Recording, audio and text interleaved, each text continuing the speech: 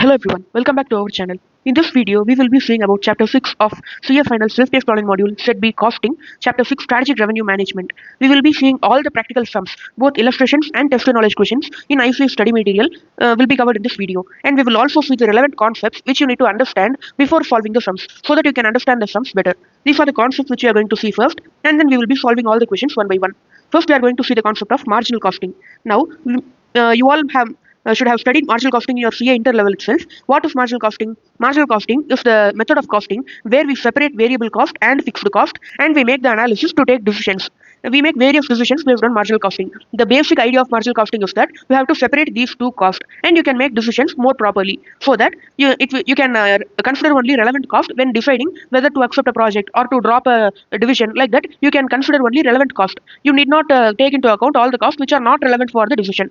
For that, first we have to separate the variable cost and fixed cost. This is the cost statement in case of marginal costing. First, we have to take the sales revenue. Sales revenue, you have to take per unit also and total also. And you will reduce the variable cost from it. When you reduce the variable cost, you will get the contribution. After getting the contribution, you will reduce the fixed cost. And then you will get the profit or loss. This is the basic template. For example, if you want to find out the sales level at which you will get zero profit or zero loss, you should not slip into loss, but you should not get profit also. The net profit or loss should be zero. For that, how much sales you have to do? For that kind of decisions, marginal costing is very, very useful.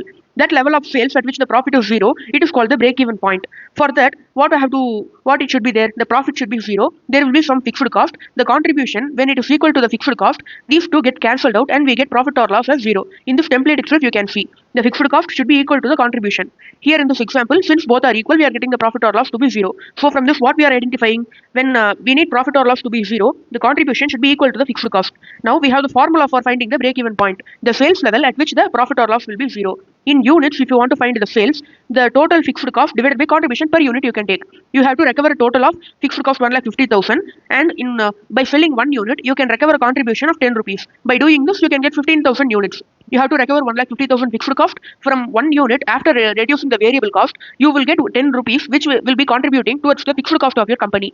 Now, total 1,50,000 you have to recover, you will get 10 rupees per unit. Now, how much units you have to sell to cover the 1,50,000? 15,000 units. This is the basic logic behind this formula. I hope you all know this because you have already studied in CA interlevel. That's why I'm going a little fast here. And then, in value, if you want, you have to divide the same fixed cost by the PV ratio. PV ratio means contribution divided by sales multiplied by 100. This is the formula for PV ratio. Contribution as a percentage of sales. And then when you subtract PV ratio from 1 minus PV ratio, when you do this, you will get the variable cost ratio. That is the formula here. Variable cost divided by sales multiplied by 100. When you see this template itself, sales will be of two parts. From sales, you can get two things.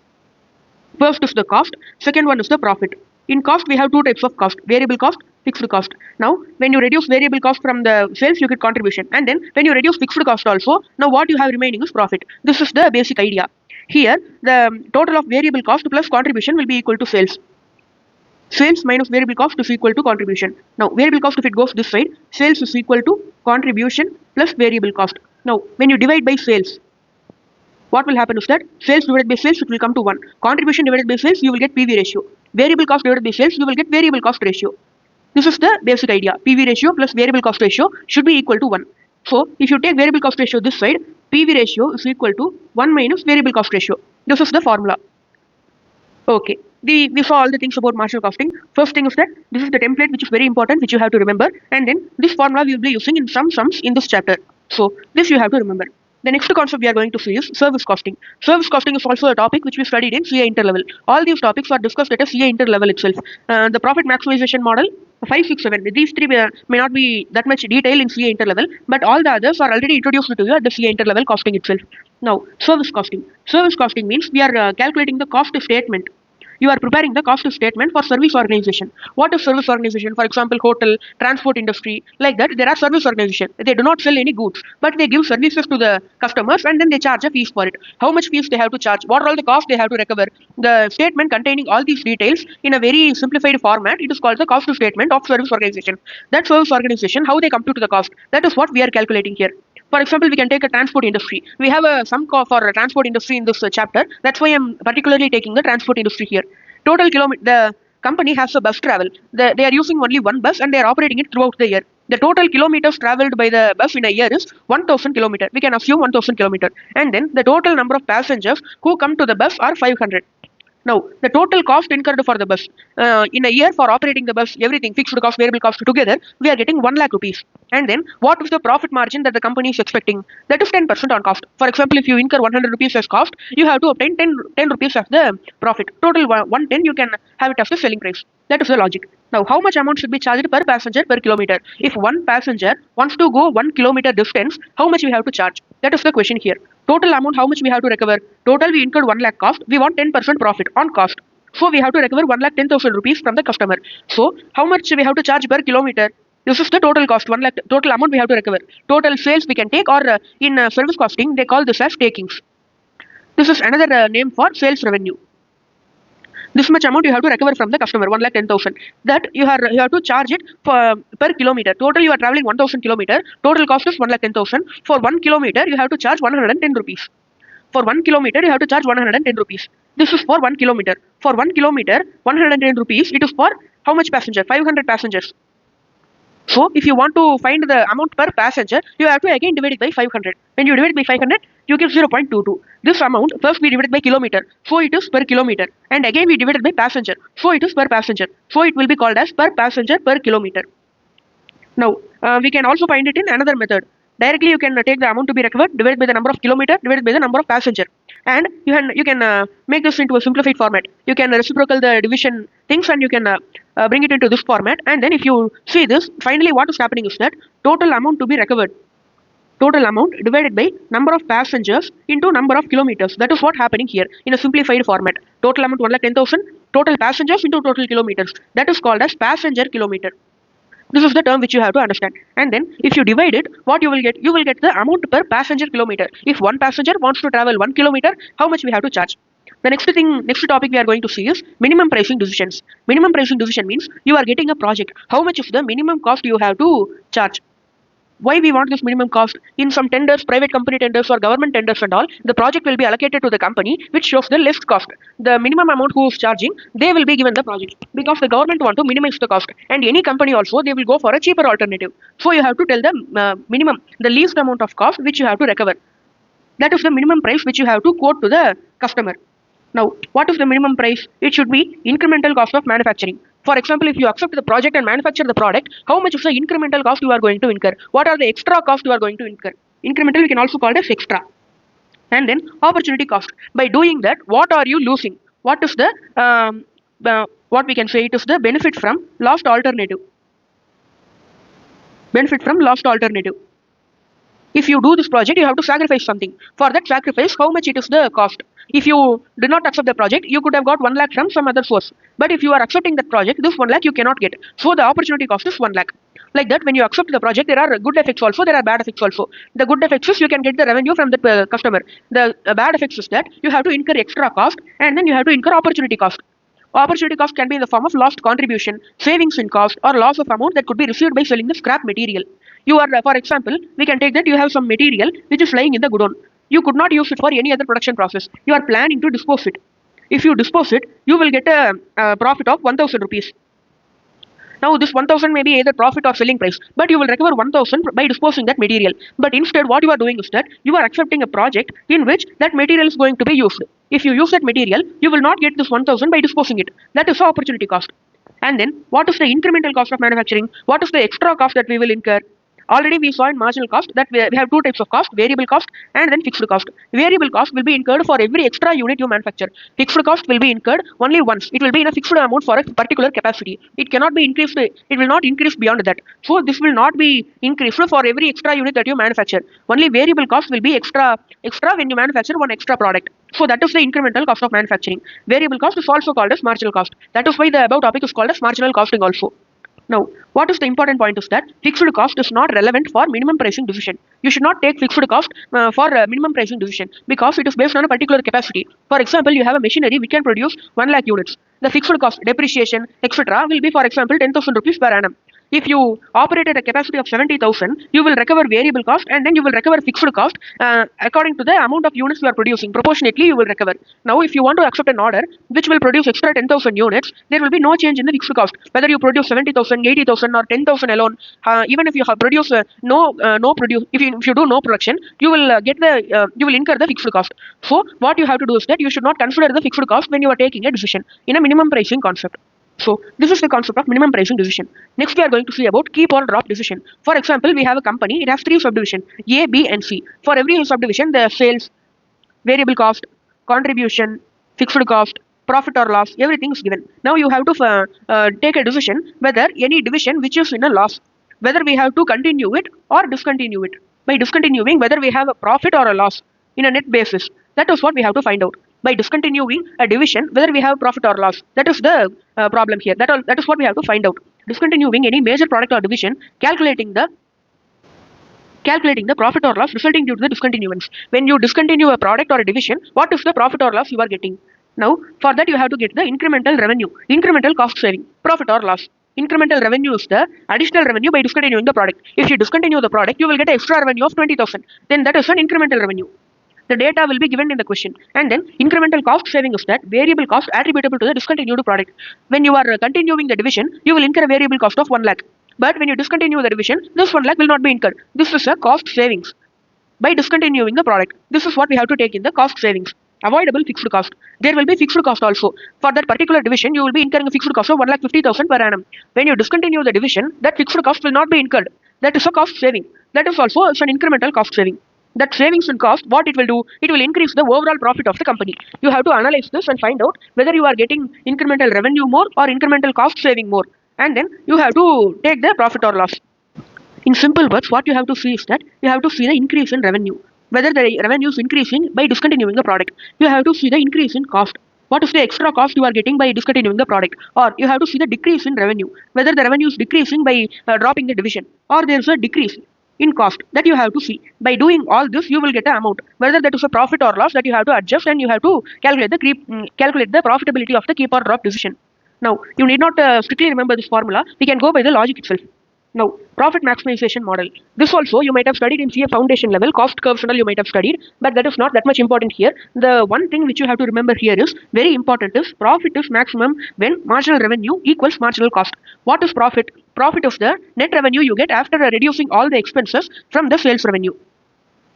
You are getting the sales revenue, you are reducing all the cost. Now you are getting the profit. Here, when the profit will be maximum, what is the maximum profit that we can achieve? When will that maximum profit be achieved? At what amount of sales?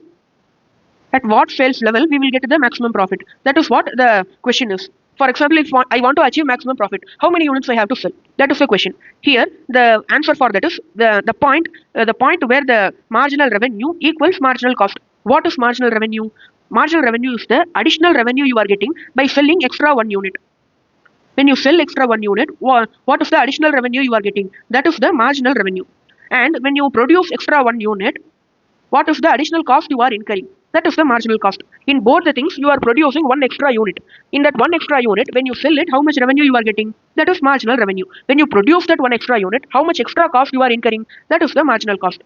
Now, this is the basic concept of revenue and cost. What is the logic behind this formula is that when you see this curve in this graph, what we can see is that we have total cost curve, marginal cost curve, total revenue curve, average revenue, and then marginal revenue. Here, the most important is this Q point. This point Q is very, very important, because in this point, this line, you can see that we have marginal cost also intersecting, we have total cost also, we have total cost here, and then the marginal cost here.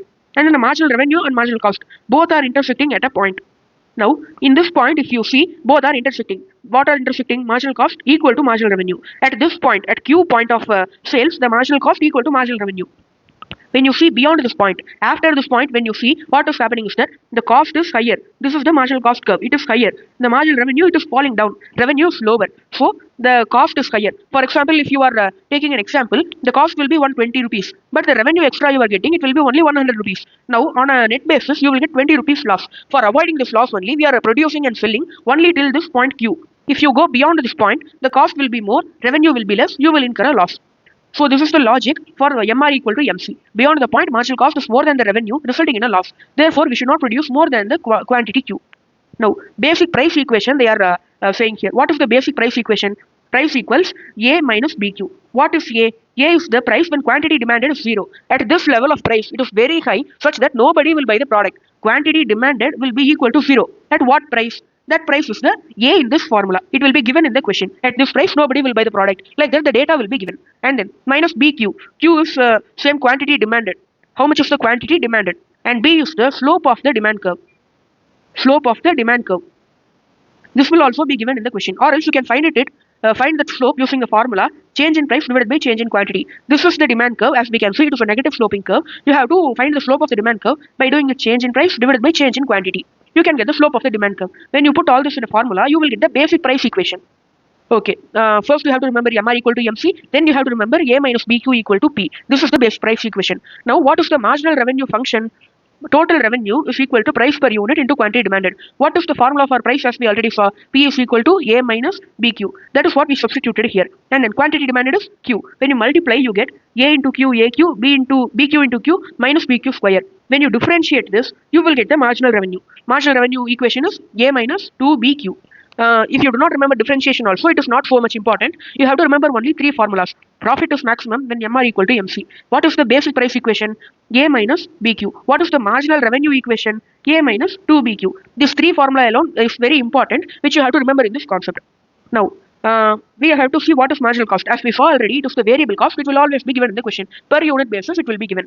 Now, we have to find out the optimum product mix. When we are selling more than one product, for example, we have two products, product A and product B. In this, we have to find out which is the most profitable product and then produce it first. And then after that, we have to produce the less profitable product. For that, we have to find out a sales mix. For example, if you sell 1 unit of A and 1 unit of B, you will get some profit. But if you sell 2 units of A and 2 units of B, you will get the same profit because the ratio is same, 1:1. But in A and B, if you sell 3:4, or you are selling 2:1, or you are selling 7:3, like that, if you change the ratio, you will get different profit. You have to find out the sales ratio at which we have the highest profit. The main goal is to obtain the highest profit. At which sales ratio we are getting that. That is what we have to find out. For the product with the highest contribution, contribution of sales minus variable cost contribution. That contribution you have to find out for each product. Highest contribution, the product with the highest contribution will have rank 1. Lowest contribution will have the lowest rank. Like that, you have to rank it and then you have to do it. We will see it in detail in a question. Just I am giving an introduction here. For multiple limiting factor, what is a limiting factor? For example, you have only 4,000 machine hour, or you have only 200 kilogram of material, or you have only 100 hours of labor. These are all the limiting factor.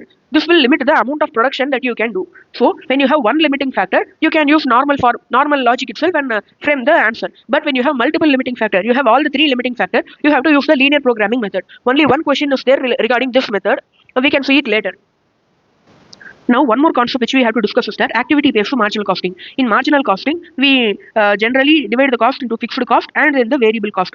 And then in fixed cost, we don't do any analysis and all. This much is fixed, always it will be fixed. We will have an assumption like that. But in activity-based marginal costing, that fixed cost itself, they are dividing into two, analyzed and unanalyzed. What is the analyzed fixed cost? You might have studied in activity-based costing. We will have cost driver and then we will have cost driver rate. For example, cost driver is the inspection. Rate is the number of inspection happening. Rate will be, we can explain it in a detailed manner. In activity-based costing, what we do is that we will make the cost into different, we will classify into different activities. For example, we will have numerous activities in an organization. Inspection, you will have quality check, and you will have delivery. Like that, you have different activities. You will know the number of inspection. In a particular year, there will be 100 inspection. There will be 200 quality check. There will be 300 delivery. Like that, you know the number. And then you also know how much total cost you incurred for inspection. 1 lakh is incurred for inspection. 2 lakh is incurred for quality cost. 4,50,000 is incurred for delivery. Total cost, this is the total cost. But and this is the number of cost driver, how much it is used in the organization. That is the cost driver. Now, for identifying the cost driver rate, what you have to do is that you have to do 1 lakh divided by 100, 2 lakh divided by 200, 4.5 lakh divided by 300. Here you will get the answer 1000, here you will get the answer 2000, and here 4,50,000 divided by 300, you will get the amount as 1,500. This is the cost driver rate. Now we will have different divisions in the organization. Division A, Division B, Division C. For Division A, you will get 150 inspection.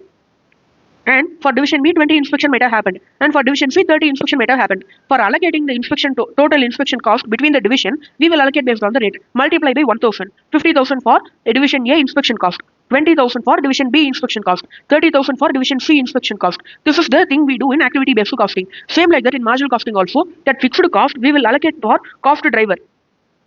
The common cost driver we do is that we will find out the engineering hours, and then we will find out the production setup.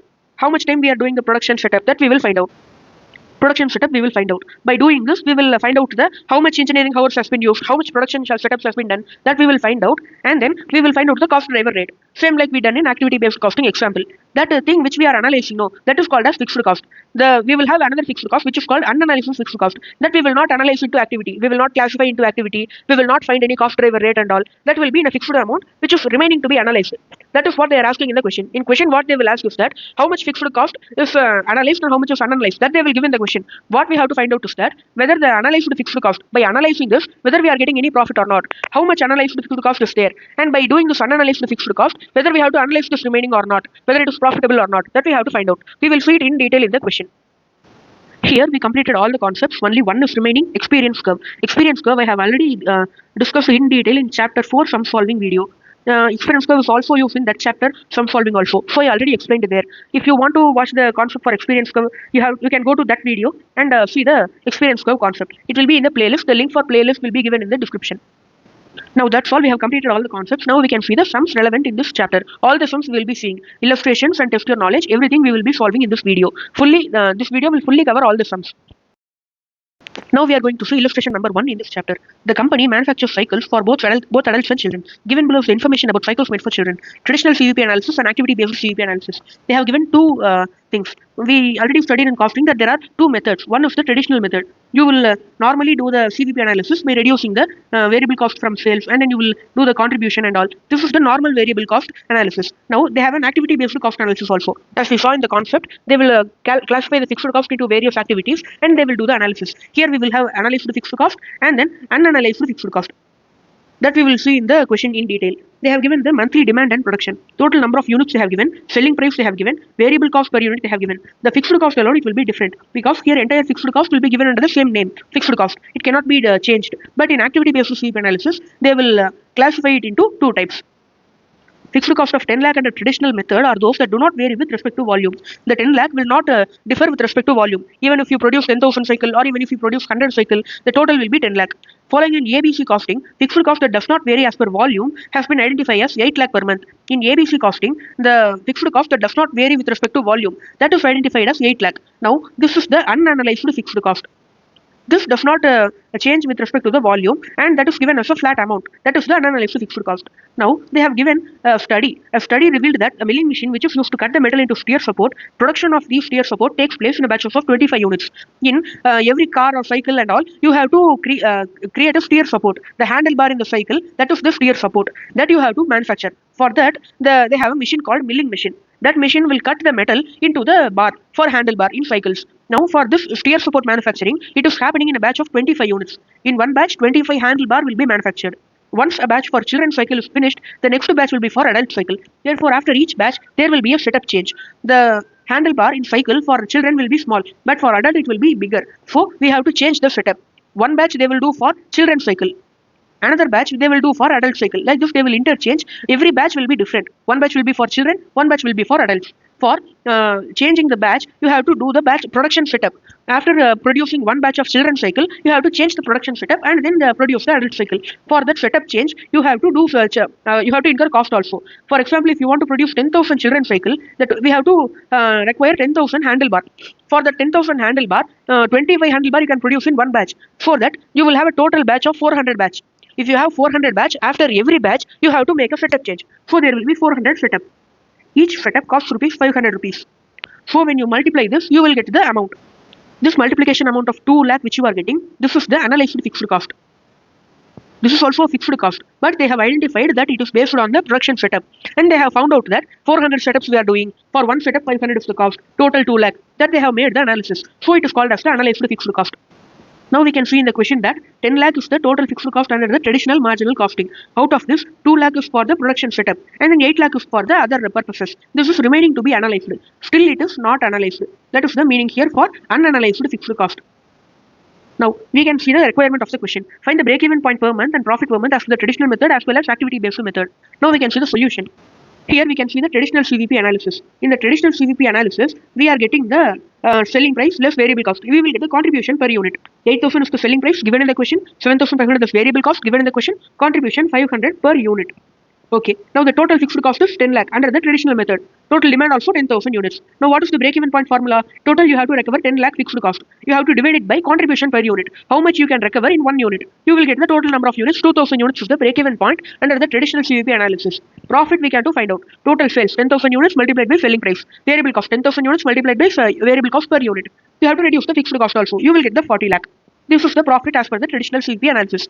Now in activity-based CVP analysis, when you see the final answer, it is still 40 lakh. What we are doing is that only the presentation we are doing the change. Here we are showing the full 10 lakhs as the fixed cost. Here in the activity-based method, we will show it separately. Fixed cost along with the setup cost. This 2 lakh will be separately presented as setup cost. That is the change we are doing. Contribution per unit is same 500 rupees. Fixed cost 8 lakh and 2 lakh we have separate. This 8 lakh is unanalyzed. This 2 lakh is analyzed. This is analyzed on the basis of production setup. That calculation also we have given here. Now break-even point formula. We have to add total fixed cost. The analyzed plus unanalyzed. Both fixed cost we have to add in the numerator. By adding this, what you are getting? 8 lakh is the unanalyzed fixed cost, 2 lakh is the analyzed fixed cost. And when you divide it by contribution per unit, you get the break-even point, same 2,000 units. And when you calculate the profit also, same sales, same variable cost, but fixed cost around, you will show the bifurcation. 8 lakh we will show as the fixed cost, 2 lakh we will show as the setup cost. Now, total profit will be the same, 40 lakh. This is the difference between traditional CVP analysis and activity-based analysis. Only the presentation will be different. Now in the second subdivision, what they are asking is that as a plant manager, you would like to keep the number of setups to a minimum because they reduce the capacity of the machine. The manager, what he is saying is that you have to keep the setup in a low amount.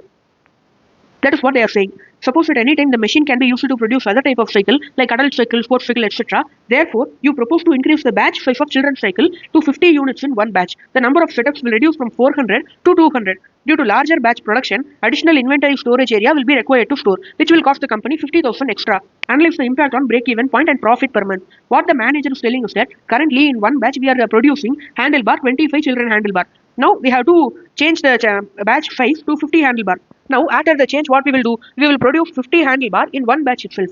So we have to produce a total of 10,000 children cycle. Now we will produce 50 cycle in one batch, 50 handlebar in one batch. 10,000 divided by 50. Now the total number of production setup will be 200.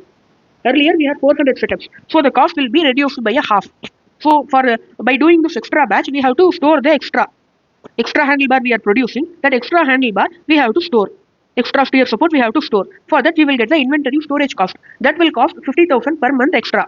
So for 1 year 50,000 into 12. Now we can see the solution. What is the effect on break-even point and the profit? Now in this we can see that the contribution is same. And then what we can analyze is that we are doing the additional inventory storage. For that we will incur additional 50,000. That is in the nature of a fixed cost. So that is being added to the fixed cost. 8 lakh we already had 50,000 additional inventory storage. Total fixed cost 8 lakh 50,000. Now setup cost. We have only 200 setups in the new after the new change because we reduced the batch size to 50. You increase the batch size to 50. Now the 200 setups into 500 rupees per setup. Total 1 lakh rupees is the setup cost.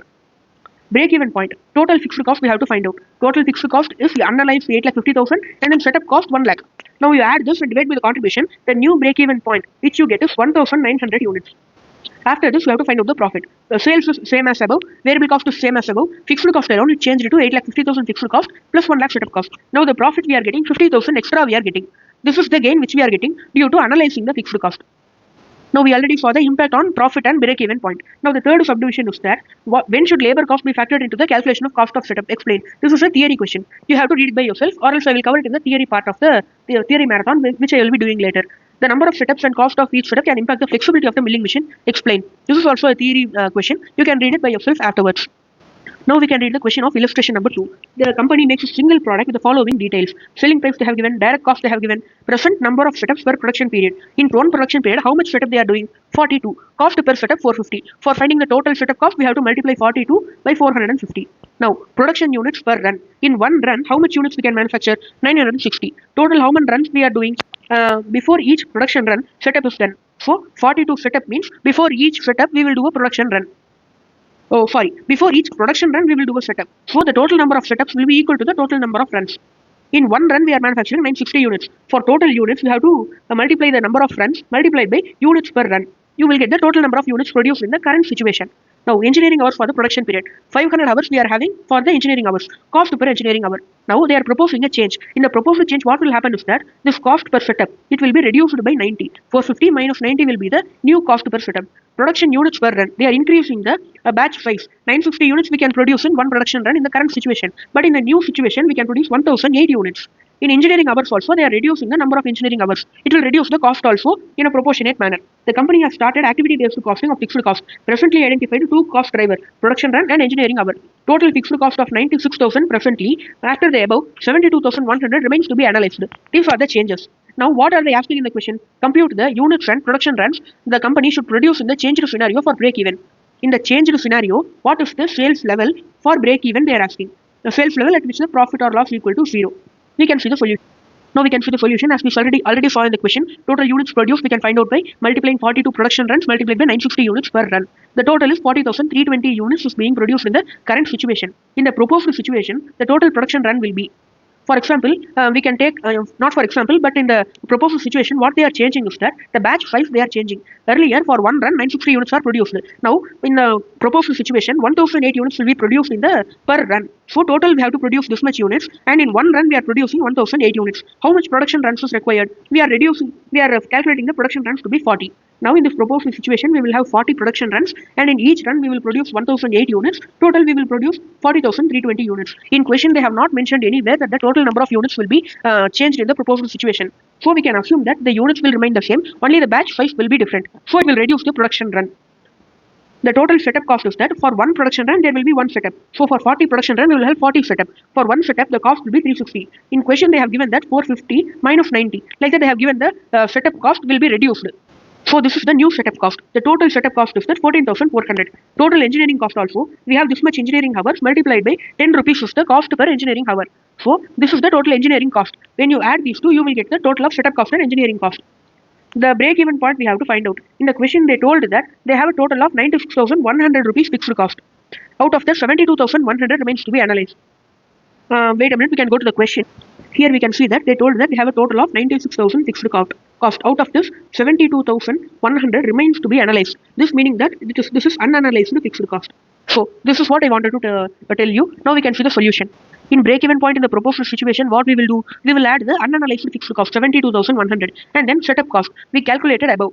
Setup cost is 14,400, engineering cost is 4,200. These two we will add in the fixed cost in the numerator for break-even point. And you have to divide it by contribution per unit. Now you will get the break-even point as 18,144 units.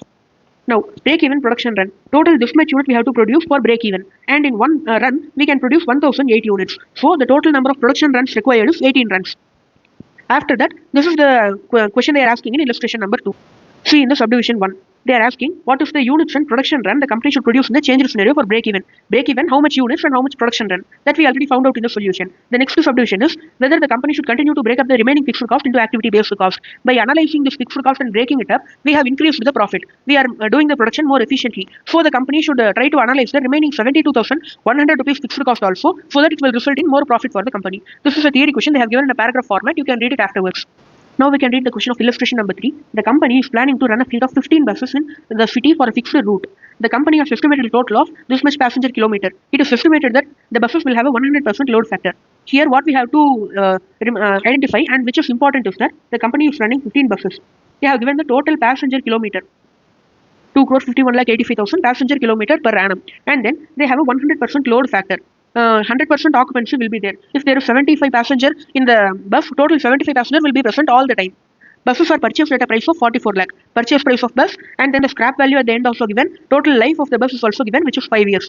Now, the seating capacity of the bus is 42, excluding the driver's seat. In a bus, we will have a number of seats. The number of seats for passengers, excluding the driver's seat, is 42. This is excluding the driver.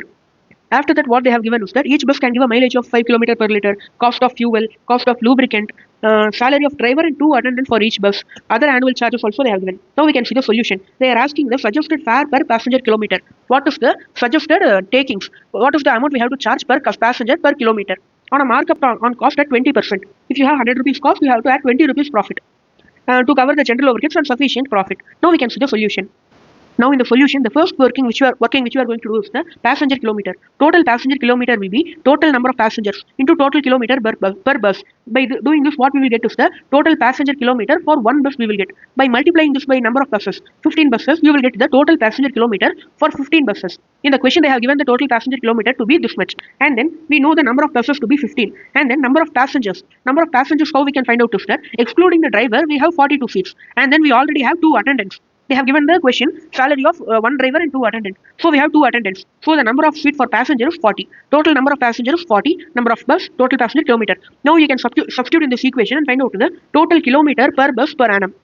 Now when you do this calculation, you will get the 41,975 kilometer is the distance travelled by one bus for one year. Now total cost per annum we are calculating. Depreciation per annum. 44 lakh is the cost of the bus. 5 years is the life of the bus. 5,50,000 is the scrap value of the bus. When you do this calculation, cost minus scrap value divided by number of years, you will get the depreciation per annum, which is 7,70,000. Fuel cost we have to find out. What is the fuel cost is that this is the total kilometer travelled by the bus. For 1 liter petrol, you will get 5 kilometer mileage. You have to travel 41,975 kilometer. So how much fuel cost you will incur? 41,975 divided by 5. This is the total liters of petrol which is required. Now multiplied by, for 1 liter of petrol, 66 rupees is the cost. When you multiply by this, you will get the fuel cost. 41,975 divided by 5 multiplied by 66, you get this amount as the fuel cost. And then lubricants cost also they have given. Total this much kilometer you have to travel. For 1,000 kilometer, the lubricants cost is 3,300. You have to travel 41,975 kilometer. How much lubricants cost will be there? 41,975 divided by 1,000 multiplied by 3,300. That is the calculation which is done here. You will get the amount 1,38,057.50. Salary for drivers and 2 attendants. Now, we have to find out the salary. For drivers and 2 attendants, the total salary given per month is 27,500. It is given in the question. For 12 months, the total salary is 3,30,000. Annual charges they have given also 55,000 for insurance, garage charges 33,000, repairs and maintenance 55,000, route permit charges. For the route permit charges, we have to see the question. In question, they have given that the route permit charges up to 20,000 kilometer is 5,500, and for every 5,000 kilometer or part thereof, we have to charge 2,200. Now total distance we are traveling is 41,975 kilometer. When you divide it by 20,000 kilometer, you will get a 20,000 kilometer and then another 20,000 kilometer and then you will get 1,975 kilometer. For first 20,000 kilometer, what is the route permit charge? Up to 20,000 kilometer, 5,500. And then for every additional 5,000 kilometer, in this 20,000 kilometer, for 5,000 kilometer additional, we are getting the charge of 2,200. Now we are having additional of 20,000 kilometer. How much charge will be there? You will get an additional charge of 8,800. This is for the first 2,000 kilometer. This is for the additional 20,000 kilometer. And this is the 1,975 kilometer which we have. For that, what will be the cost? What we have to do is that in the question, it is given that it will be charged 2,200 for every 5,000 kilometer or part thereof. Even if the additional kilometer is less than 5,000, you will charge full 2,200 rupees. So you have to charge full 2,200 even though the kilometer is less than 5,000. By adding all this, you will get the route permit charge 5,500 plus 8,800 plus 2,200. You will get 16,500 as the route permit charge cost. Now we can see the solution. Here in the solution also I have done the same thing, 5,500 for the first 20,000 kilometer, and then for the remaining 20,000 kilometer you are dividing it by 5,000 and you are getting 2,200 for every 5,000 kilometer charge. Now we have remaining 1,975 kilometer. This is less than 5,000, but still we are charging entire 2,200 because in the question it is given that for every 5,000 kilometer or part thereof, even if the kilometer distance traveled is less than 5,000, we have to charge full 2,200. That is what we are doing here. By doing this, you will get 16,500 as we already calculated. When you add all this cost, what you will get is the total cost you will get. What is the total cost? 19,52,088 rupees. Now, on total cost, we want a 20% profit. Total cost plus 20% profit, you get the total revenue. This will also be called as total takings. Now, this is the total takings for one bus. Now, you have to divide it by number of passenger multiplied by number of kilometer. That is what we are doing here. Total takings divided by number of passenger multiplied by number of kilometer. This is the fare to be collected, the charge to be collected from customers per passenger per kilometer. This is what they are asking in the first subdivision. Now we can read the question for the second subdivision. Now we are reading the second subdivision. The transport sector is highly regulated in the city. Government has fixed the fare at 1.35 for the next 2 years. Comment on the profitability of the 2 years considering an inflation rate of 8%. Here what they are saying is that the amount we can charge per passenger per kilometer is fixed by the government. We cannot charge any less or any more. We have to charge 1.35 rupees per passenger per kilometer for the next 2 years. By doing this amount of passenger kilometer charge, can we make a profit or not? That is what they are asking. For the next 2 years, we are calculating the profitability. So we have to calculate the increase in cost also. They have given an inflation rate of 8% that we have to incorporate into the cost. Now we can see the solution itself for this. Here this is the solution for this second subdivision. You have to multiply all the cost by 1.08. For example, we can take the insurance cost. For insurance cost, the insurance cost in the normal thing is, it is a 55,000 insurance cost, as you can see here. But when you multiply the inflation rate of 1.08, you get a 59,400. That 59,400 is given here, insurance cost. And then this is for the first year. This inflation will increase on year. On this 59,400, you will get 8% inflation. You have to multiply it by 1.08. You will get 64,152. This is the insurance cost after adjusting inflation for the next 2 years. Like this, you have to do for all the expenses. And one thing you have to remember is that depreciation will be fixed for all the years. It is not based on inflation. It is based on cost minus scrap value divided by number of years formula. So it will remain same for all the years. And then the route permit charges also, it will remain fixed. It is given in the question. Here we can see that it is given as a note. Route permit charges are not subject to inflation. So that 16,500 will be the same for all the years.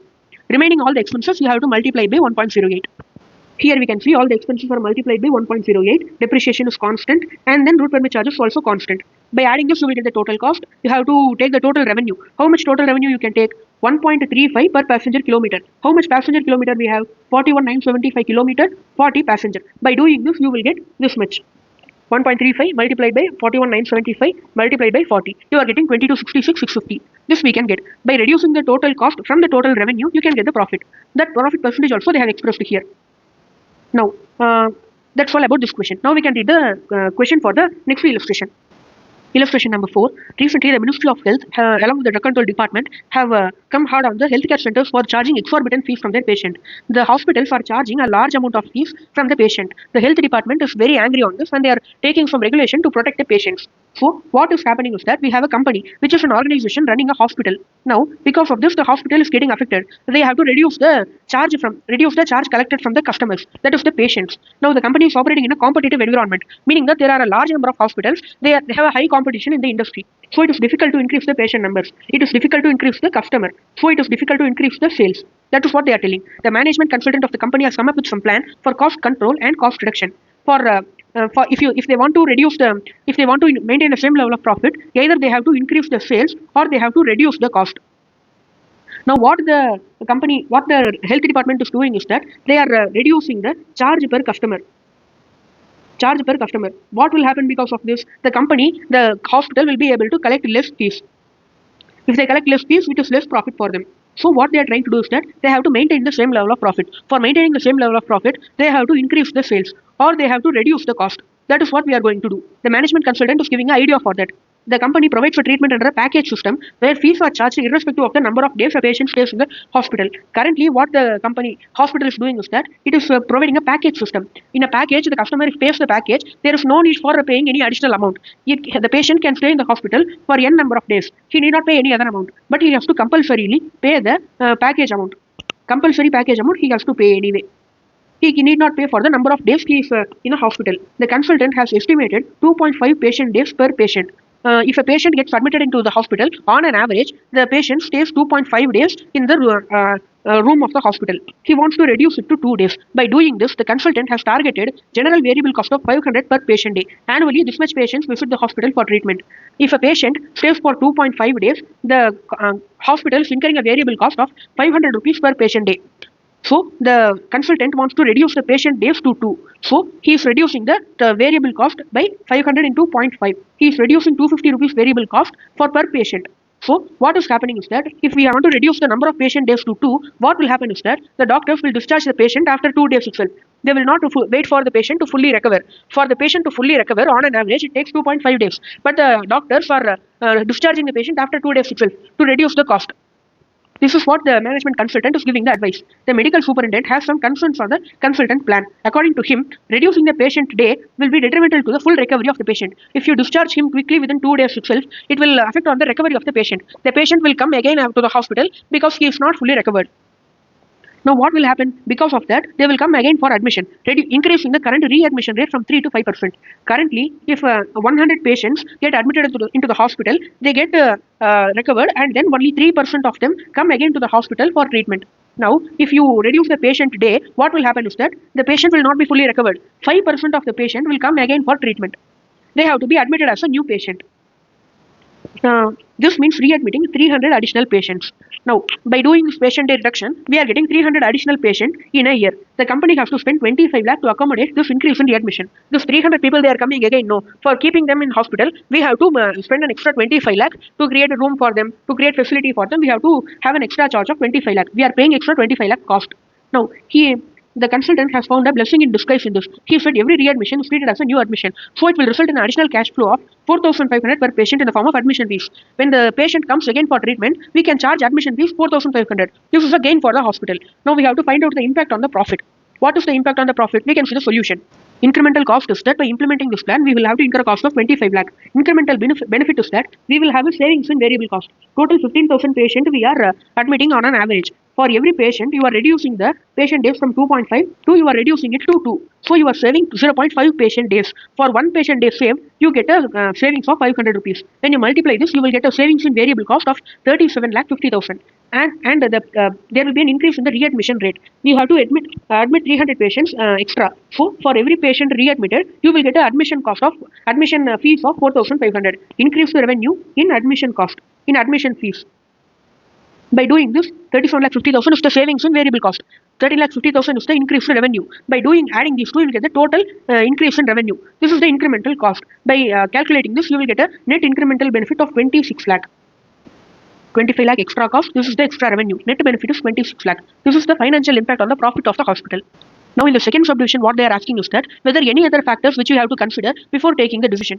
This is a theory question. They have given that reducing the patient day and sending the patient before he is fully recovered. This means that it is an unethical practice. The work of the hospital is to help the patient to fully recover. Before recovering fully itself, if you send the patient to home, it will be very difficult for the patient. The patient will have to spend additional cost. It will affect the health of the patient in a very bad manner. So it is an unethical practice. That also you should consider before taking the decision. That is what given in a paragraph format. You can read it by yourself. Now we can read the question of next illustration. Now we can read the question of illustration number 5. In illustration number 5, we have a company that is manufacturing table fans. They are totally manufacturing 25,000 table fans annually. One of the components required for the fans is purchased from outside at a price of 190 per unit. Annually it purchases 25,000 components. They are producing 25,000 fans. For that they are purchasing 25,000 components. From this we can understand that for one fan we want one component. The production manager is of the opinion that if all the components are produced at own plant, it is possible to maintain better quality in the product. Further, he proposed that the in-house production of the component along with the other items will provide more flexibility to increase the annual production by another 5,000 units. There is a proposed change. If the proposed change is, we will be able to produce the component in our factory itself. By producing it in our factory, we will be able to maintain more quality. Along with that, we can also expand the production by another 5,000 units. This is the opinion of the production manager. The cost of making the component in our own factory is direct material, labor, factory overhead, total cost. In this factory overhead, 70% is variable, 30% is fixed. This is one important point. The next thing is, proposal of the production manager was referred to the marketing manager for his remarks. He pointed out that to market the additional units, the overall unit price should be reduced by 5%, and additionally 1 lakh per month should be incurred for advertising. Present selling price and contribution per fan are 2,500 and 600 respectively. No other increase or decrease in all other expenses. Now, what they are telling is that for currently we are selling the one table fan at 2,500 rupees. But if you want to sell an extra 5,000 units, how we are getting that extra 5,000 units? Because we are producing the component in the factory itself, and because of that we can extend the production to another 5,000 units. For selling that extra 5,000 units, we have to reduce the selling price by 5%. By reducing it, you have to sell the units at 2,375 at an overall price. All the table fan you should sell at 2,375 only. By selling at that price, you can sell all the units. 25,000 existing table fan along with new production. All the things you can sell. Now, the current selling price is 2,500 and the current contribution is 600.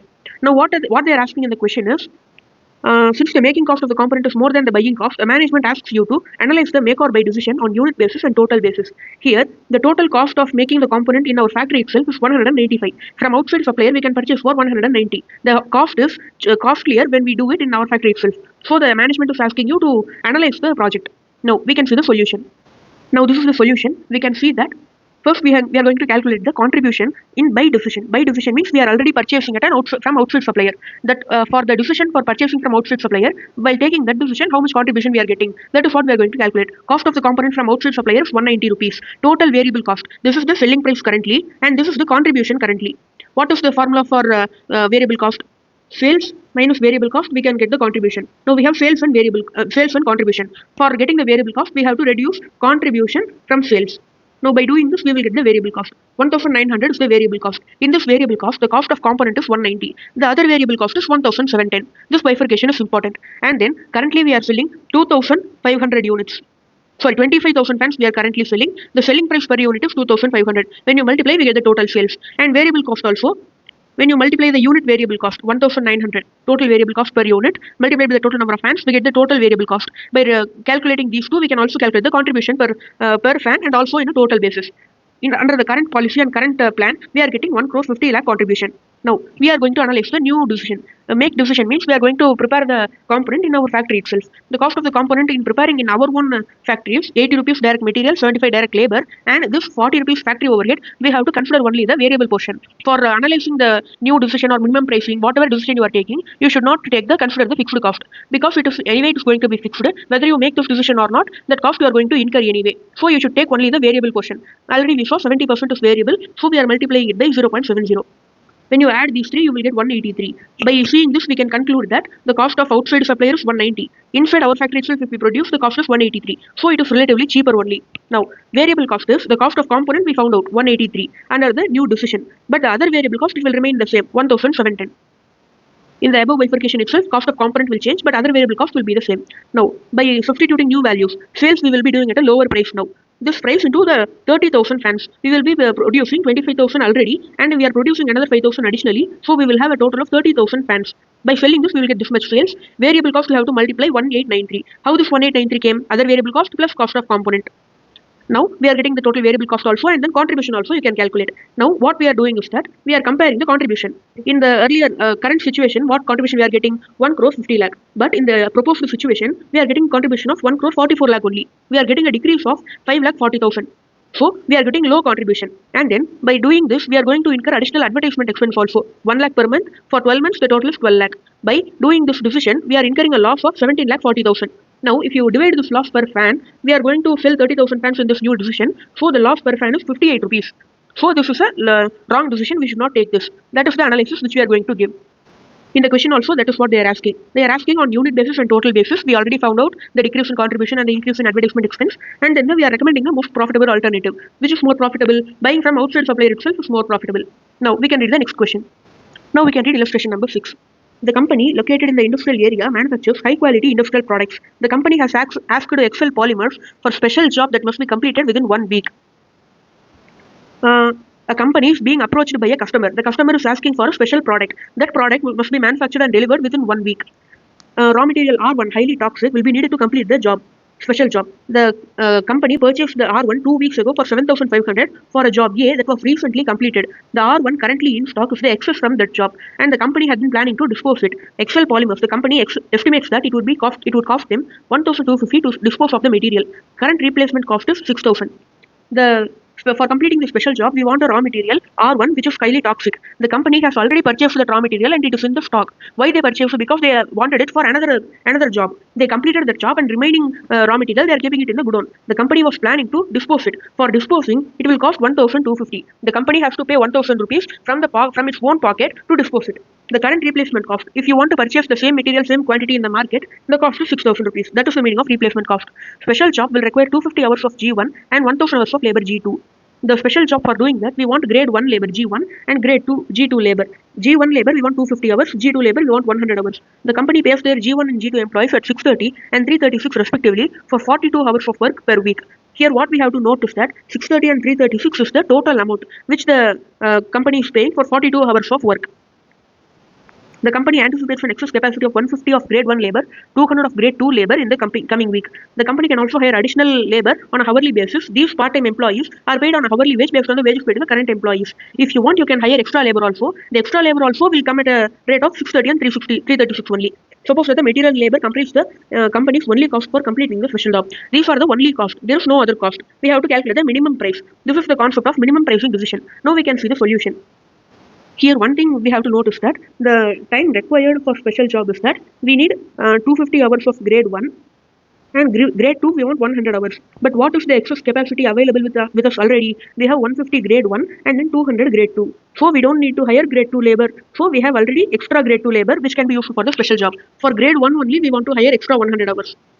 For grade 2, we already have 200 hours, but the requirement is only 100 hours. So, okay, for grade 1 labor, the excess is only 150, but we want 250. So, we have to hire extra 100. Now, the company is paying 630 rupees for 42 hours of labor. We want 100 hours of labor, we want to hire it. How much cost it will be? 100 multiplied by 630 divided by 42. Now doing this calculation, you will get 1500. That is what I have already done here. And then by doing this job, what we will do? We will dispose of the raw material. We need not dispose it. We will use it in this job itself. So that raw material will be out of stock after completing this job. So we need not dispose it. We have a savings in the cost of disposal. So the net cost of special project is that this much is the extra labor we have to hire. This much is the savings in cost of disposal. Now net cost is 250. This is the minimum amount that should be charged for the special project. Now we can read illustration number 7 question. The company is considering the discontinuance of division number C. The following information is given. There are 3 divisions, division A, B and C. For A and B, combined sales, variable cost, contribution, everything is given. For division C, separately they have given. Division C is the problem division. We are trying to discontinue division C because we are getting an overall loss.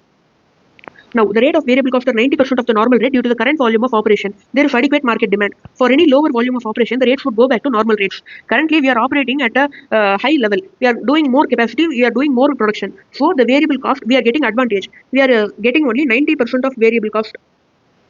The variable cost which should be charged is 100%, but we are getting 90% only. Why? Because we are doing a high volume of operation. If we discontinue division C, we will have to reduce the level of operation. If we reduce the level of operation, the variable cost will go back again to 100%. Now what we can see is that this variable cost 20,70,000 and this 2,76,000 both are at 90% level. So we have to cross multiply and find out what is the total cost if the division C is discontinued. Now we can see the solution. They are asking what is the analysis. We have to calculate the analysis and we have to comment on the decision for discontinuing division C. Here what we can see is that we have a avoidable fixed cost 4,14,000. If we discontinue division C, we need not pay this avoidable fixed cost. So this is a cost savings. If we discontinue division C, this is a cost savings. As we already saw, the savings in fixed cost due to discontinuation, we get 4,14,000. Cost due to discontinuation, we will have an increase in variable cost. We will be operating only division A and B after discontinuing division C. 20,70,000 is the current variable cost. This is 90%. But if you discontinue division C, you will have to operate at 100% variable cost. So the increase in variable cost we are calculating. This is the variable cost which we will incur after discontinuing division C. Currently we are having 20,70,000 variable cost. By subtracting this, you will get 2,30,000, which is the increase in variable cost. Loss of contribution. Contribution for division C we will not get it. So because we are discontinuing division C. The lost contribution is 2,41,500. As we see in the question, the fixed cost and contribution both are given in the question itself. The increase in variable cost we are calculating. Now we can total the savings due to discontinue and costs due to discontinue. The savings are 4,14,000, costs are 4,71,000. Net cost due to discontinuation. When you subtract the savings and the cost, you will get the 57,500 is the net cost. So it is a loss for the company if you discontinue division C. So we should not discontinue. That is the comment. That's all about this question. We can move to illustration number 8. Now we can read illustration number 8. The company is engaged in the manufacture of plastic bottles of standard size and produced by a joint process of machines. The factory has 5 machines and is capable of producing 40 bottles per hour. The variable cost per bottle is 0.32 and the selling price is 0.80 each. The company has received an offer from another company for the manufacture of 40,000 units of a plastic toy. The price per toy is 30 and the variable cost is 24 each. In case the company takes up the job, it has to meet the expenses of making a special mold required for the manufacture of the toy.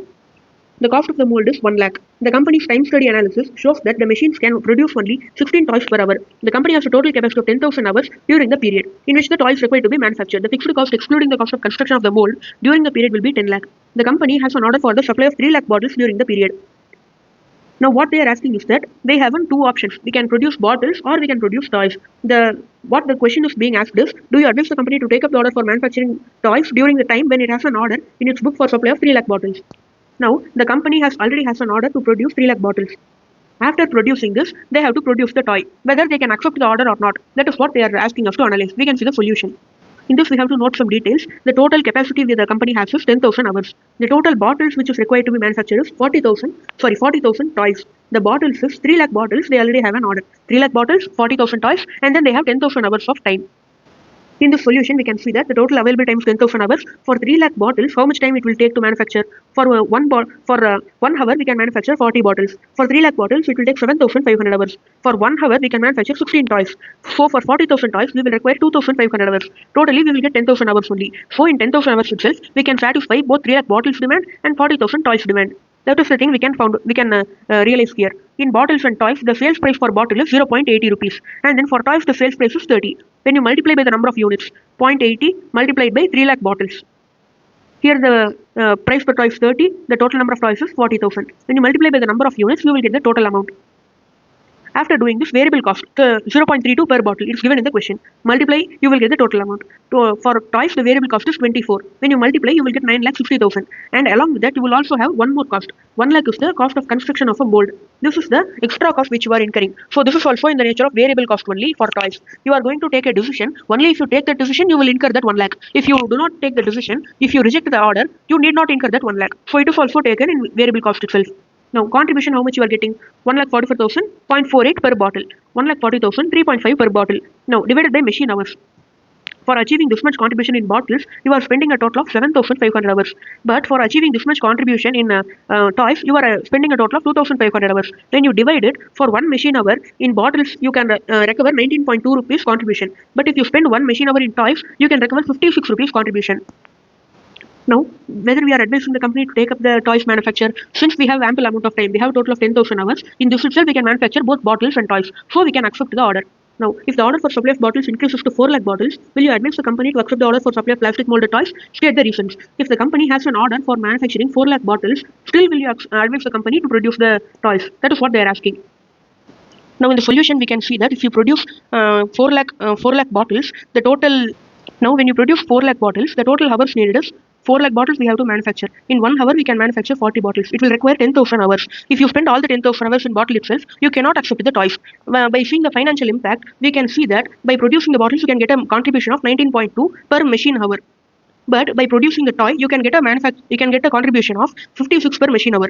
By seeing the financial impact, we can see that toys is giving more money, more contribution, and more profit for the company. So we can say that toys should be manufactured. But in the question, they have also given that you have to consider the long-term supplier relationship, customer relationship. You have to consider all the qualitative factors also. That they have given in a paragraph format. You can read it in the study material afterwards. Now, in the third solution, they are asking us that a company, a subsidiary, an associate has idle capacity and is willing to take up the whole or part of the manufacturing of plastic toys on subcontracting basis. The subcontract price, inclusive of the cost of construction of mold, is 28 per toy. They determine the minimum expected excess machine hour capacity needed to justify the production of toy by the company itself rather than subcontracting. An associate company of our own company, they are asking that we have extra capacity. We will produce and give the 40,000 toys to you on a subcontracting basis. The price per toy charged by the associate company is 28 rupees. You have to buy the toy from us at 28 rupees and you can sell it to the customer. The price of toy which we can sell it to outside is that 30 rupees. We can purchase from the outside associate company at 28 and we can sell it at 30 rupees. This is the plan they are telling. Whether this plan can be accepted or not. And then what is the minimum capacity above which we are producing in our own factory itself is profitable. There is a level. Below that level, if you subcontract, it will be very profitable. But above that level, if you want to produce, it will be proper only if you produce in the own factory itself. Otherwise, it will give a loss. So that is the amount they are asking us to find out. Now, in the solution, we can see that if you produce in your own factory, the variable cost will be 24. If you do subcontracting, the variable cost will be 28. The only cost in subcontracting is purchasing cost. Purchasing is a variable cost, so it is considered as a variable cost. Savings per toy if we do our own production. Now, in variable cost, we are getting extra variable cost because of subcontracting. 4 rupees we can save per toy if we do own production. Additional fixed cost to be recovered in own production. If we do own production, we have to additionally recover 1 lakh fixed cost also. We have to recover variable cost along with the fixed cost of 1 lakh. Now, the fixed cost, how much we have to recover? 1 lakh. That is in the numerator. In the denominator, we can recover 4 rupees per toy as variable cost savings. If we do own production, we have to recover total 1 lakh. We can recover 4 rupees as savings in variable cost. Now, if we calculate this, we will get a total of 25,000 toys. This is the limit. less than 25,000 toy. Below that limit, subcontracting is better. 25,000 or more. 25,000 is the break-even point. At the 25,000 toys level, you can recover all the fixed cost and that variable cost also, you can get the savings. From the savings in variable cost only, you are recovering the fixed cost. We can also say it in that manner. So, for 25,000 toys or more, we have to do one production. For 25,000 toys, how much hours we will require? For 1 hour, we can produce 16 toys. Totally, we have to produce 25,000 toys. So it will take a total of 1,562 hours. This much hours is required to produce 25,000 toys. This is what they are asking. The limit, the number of hours above which subcontracting will not be profitable. One production will be profitable. That is what they are asking. For this subdivision, I can also give you a simple explanation. For the simple explanation, you have to understand first what we are finding out here. Here, first, we are finding out what is better, whether incurring variable cost is better or we are incurring fixed cost, which is better. That is what we are finding out. In the above also, even if you see, you can find out that what we are finding out. Here, if we do subcontracting, we will have a higher variable cost. 28 variable cost is higher than one production, incurring a higher variable cost. But if we do one production, we will incur extra 1 lakh fixed cost. So we are deciding between which is better, incurring higher variable cost or incurring higher fixed cost. That is what we are finding. In this type of situation, you can keep in mind a simple formula. What is the formula? Change in fixed cost divided by change in variable cost. Now, if we do one production, we will incur extra 1 lakh. If we do subcontracting, that 1 lakh will be saved. So the change in fixed cost is 1 lakh divided by change in variable cost. If we do subcontracting, we will get 28 rupees. If we do one production, we will get 24 rupees as variable cost. Change in fixed cost divided by change in variable cost. So this is the formula. By doing this, you will get the limit of 25,000 toys. By doing this limit, what we are getting? In this limit, what we can understand is that lower production level is in lower production level, incurring variable cost is better. In a higher production level, in a higher production volume, incurring fixed cost is better. The reason behind this is if you incur only higher fixed cost in a lower production level, what will happen is that, so here 28 versus 24 variable cost. Here we are getting subcontracting. This is by one production. Even if you are getting 4 rupees extra variable cost, even if you are producing only 10,000 units, the total extra variable cost is 40,000 only at a lower production level, lower than 25,000 limit. At the lower than the limit, you are getting only 40,000 extra amount. But if you incur fixed cost, you will get 1 lakh extra. But you are producing only 10,000.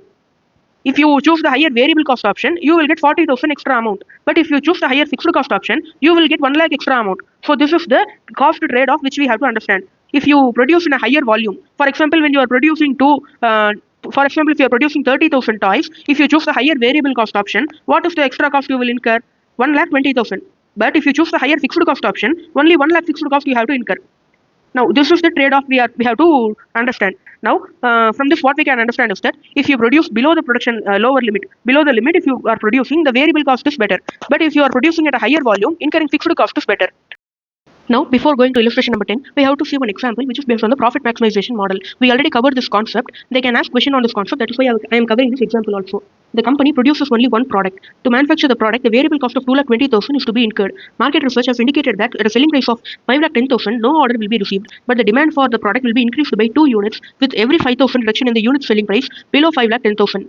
To determine the unit selling price of the product that will maximize the profit, we assume that selling price is P and then the quantity demanded is Q. The marginal cost is 2,20,000. We can assume that 2,20,000 is the marginal cost because it is a variable cost. Variable cost is the same as marginal cost. Price equation is A minus BQ. P is equal to A minus BQ. P is equal to A. What is A? The price at which demand will be 0. At the price of 5,10,000, no order will be received. So this is the formula. This is the value of A in the formula. Now, B is the slope of the demand curve. What is the slope of the demand curve? For every 2 units, we will get a 5,000 reduction in the unit selling price. Change in price divided by change in quantity is the slope of the demand curve, P. So, what is change in price? The reduction is 5,000 rupees divided by change in Q, quantity is 2. So, 2,500 is the value of B.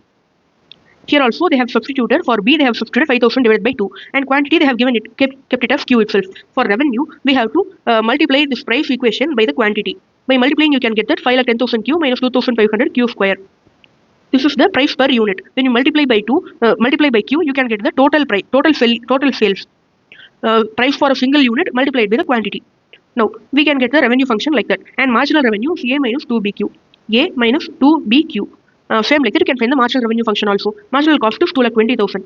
Here, profit is maximum when MR equal to MC. MR is, the equation for MR is this. We are keeping it in the left hand side. And 2,20,000 is the marginal cost. We are keeping it in the right hand side. When you solve this for Q, you will get 58 units of Q. At 58 units of quantity, the profit will be maximum. By putting the value of Q in the price equation, the value of price is obtained. In this formula, here, you can put Q as 58 units because that is the level at which the profit will be maximum. If you substitute it, you will get the price at which the product can be sold. 5,10,000 minus 5,000 will be 2 into Q. When you solve this, you will get 3,65,000. This is the price at which we can sell 58 units and then the profit will be maximum. That is the example, and that's all about this example. We can move to next illustration sum. Now we can see illustration number 10. The question is, the company has developed a new product. The details are as follows. The product will have a life cycle of 5,000 units. Over the lifespan of the product, you can sell a total of 5,000 units. It is estimated that the market can absorb the first 4,500 units at rupees 64 per unit. First 4,500 units, the selling price will be rupees 64. After that, the product will enter the decline stage of the life cycle. The company estimates the following cost structure. Direct labor is rupees 6 per hour and other variable costs are rupees 19 per unit. Fixed cost will be 40,000 over the life cycle of the product. Total 40,000 will be the fixed cost you will be incurring over the entire life of the product. The labor rate and both of these costs will not change throughout the product life cycle. These 6, 19 and 40,000, it will not change throughout the product life cycle. First batch of 100 units will take 1,000 labor hours to produce. There will be an 80% learning curve that will continue till 2,500 units have been produced. Batches after this level will each take the same amount of time as the 25th batch. Batch size will always be 100 units. Here they are saying that they are going to produce the product in batches. For one batch, the total number of units will be 100 units. You can produce total 100 units in one batch. For the first batch, the total time it will take is 1,000 labor hours. This will continue and you will have a learning curve of 80%. For that learning curve, we are going to calculate the time taken for 25th batch. Because till 25th batch, they will have an 80% learning curve. After 25th batch, 26th batch, 27th batch, all these batches will take the same amount of time as 25th batch. So we have to calculate the labor time taken for the 25th batch to calculate the calculate the time for remaining batches. Now, what is required in the question? Calculate the average selling price of the final 500 units that will allow the company to earn a total profit of 80,000 from the product if the average time for 24 batches is 359.40 hours. Learning coefficient is minus 0.322 for a learning curve of 80%. This is the value of B. Now we can see the solution. Here we can use the formula of y equal to ax power b. Y is the average time taken per unit for x number of units. A is the time taken to produce the first batch. X is the number of batches. B is the learning curve coefficient 0.322 that was given in the question. For 25 batches we can see y 25. 1,000 is the time taken to produce the first batch. 25 number of batches. Learning coefficient. When you solve this, you will get 354.70. This is the average time taken per batch for 25 batches. So, for total time taken for 25 batches, we have to multiply by 25. When you do this calculation, you will get the total time taken for 25 batches. That is what I have done here. Total time taken. We can calculate the total time taken for 25 batches by multiplying. Same like that for Y24 also. For 24 batches, how much time it took? 1024 learning coefficient, 359.39. Here in the question itself, they have given that for producing 24 batches, the average time is 359.40. You can take this accurately or you can use this in the question. You will not get that much of a different answer. So for calculating the total time taken till 24 batch, we are multiplying this average time taken per batch into 24. You are getting the total time taken for 24 batch. You have to reduce these two and you have to subtract these two to get the time taken for 25th batch. It is just like total cost. For example, we can take the total cost for 25 units to be 2,500. And then we can assume that the total cost up to 24 units is 2,400. Now what is the cost of 25th unit? We can see the difference and we can say that it is 100. The cost taken for 25th unit is 100. Same like that, the total time taken for 25th batch is the difference between these two. Time taken for 25th batch is 242.14. For all the remaining batches, 26th batch to 100th batch, we will take the same timing as this. This is the total time taken per batch for 26 to 100. Now we can calculate the total number of batches. Total number of units produced is 5,000 units. In one batch, we can produce 100 units. So total, we have to run 50 batches to produce the entire production. Now, total time taken for first 25 batches is we already found out. For the next 25 batches, for every batch, the time will be 242.14. Multiplied by 25, this is the time for next 25 batches. In total, the total time taken, labor time is 14,921 hours. You have to add these two. And the total direct labor hours is this much. The direct labor cost is 6 rupees per hour. When you multiply, you will get the total direct labor cost. Variable cost also 19 rupees per unit. You can multiply it and get the total amount. Fixed cost 40,000, it's given in the question. This is the total life cycle cost which will be incurred over the lifetime of the product. Now the profit is 80,000 rupees. We want 80,000 rupees profit over the life cycle. Now cost plus profit, we will get the total sales value. Out of this, for the first 4,500 units, we can sell it at 64 rupees. We can realize this much amount in the first 4,500 units itself. From the remaining 500 units, we have to recover this much. For recovering this much, we have to recover this much from 500 units. For 1 unit, we have to keep the price as 33.052. Only then we can recover 16,000 amount from 500 units. In this, I have found out two alternative methods for calculating the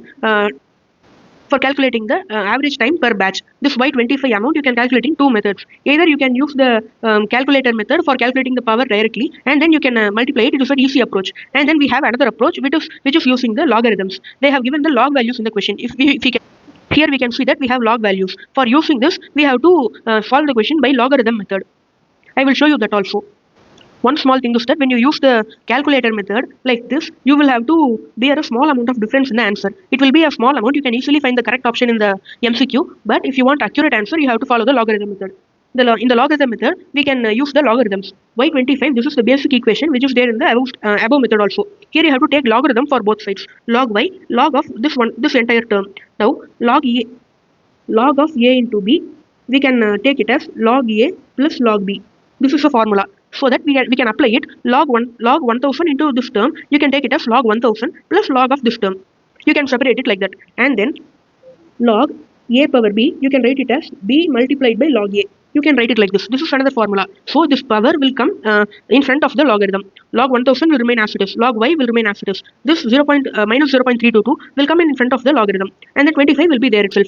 Now, after this, one more thing is that you have to simplify the logarithm. Log y will be there like that. Log 1000 you can write it as log 10 power 3 because 10 into 10 into 10 you get 1000.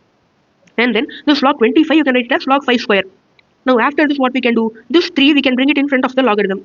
So 3 log 10, and then this 2 we can bring in front of the logarithm. When you bring in front of the logarithm, we already have an amount. So you have to multiply. 2 into 0.322 will be in front of the logarithm. 0.644. Here we have log 5. Now we have log 5 value in the question, and then we have log 10 value also. Log 10 value is always 1. You can remember this. Log 10 is always equal to 1. Log 10 you can substitute 1. For log 5 they have given the value in the question. For log y you can keep it as it is. Now when you solve this, the left hand side you will have log y. In the right hand side you will have this number.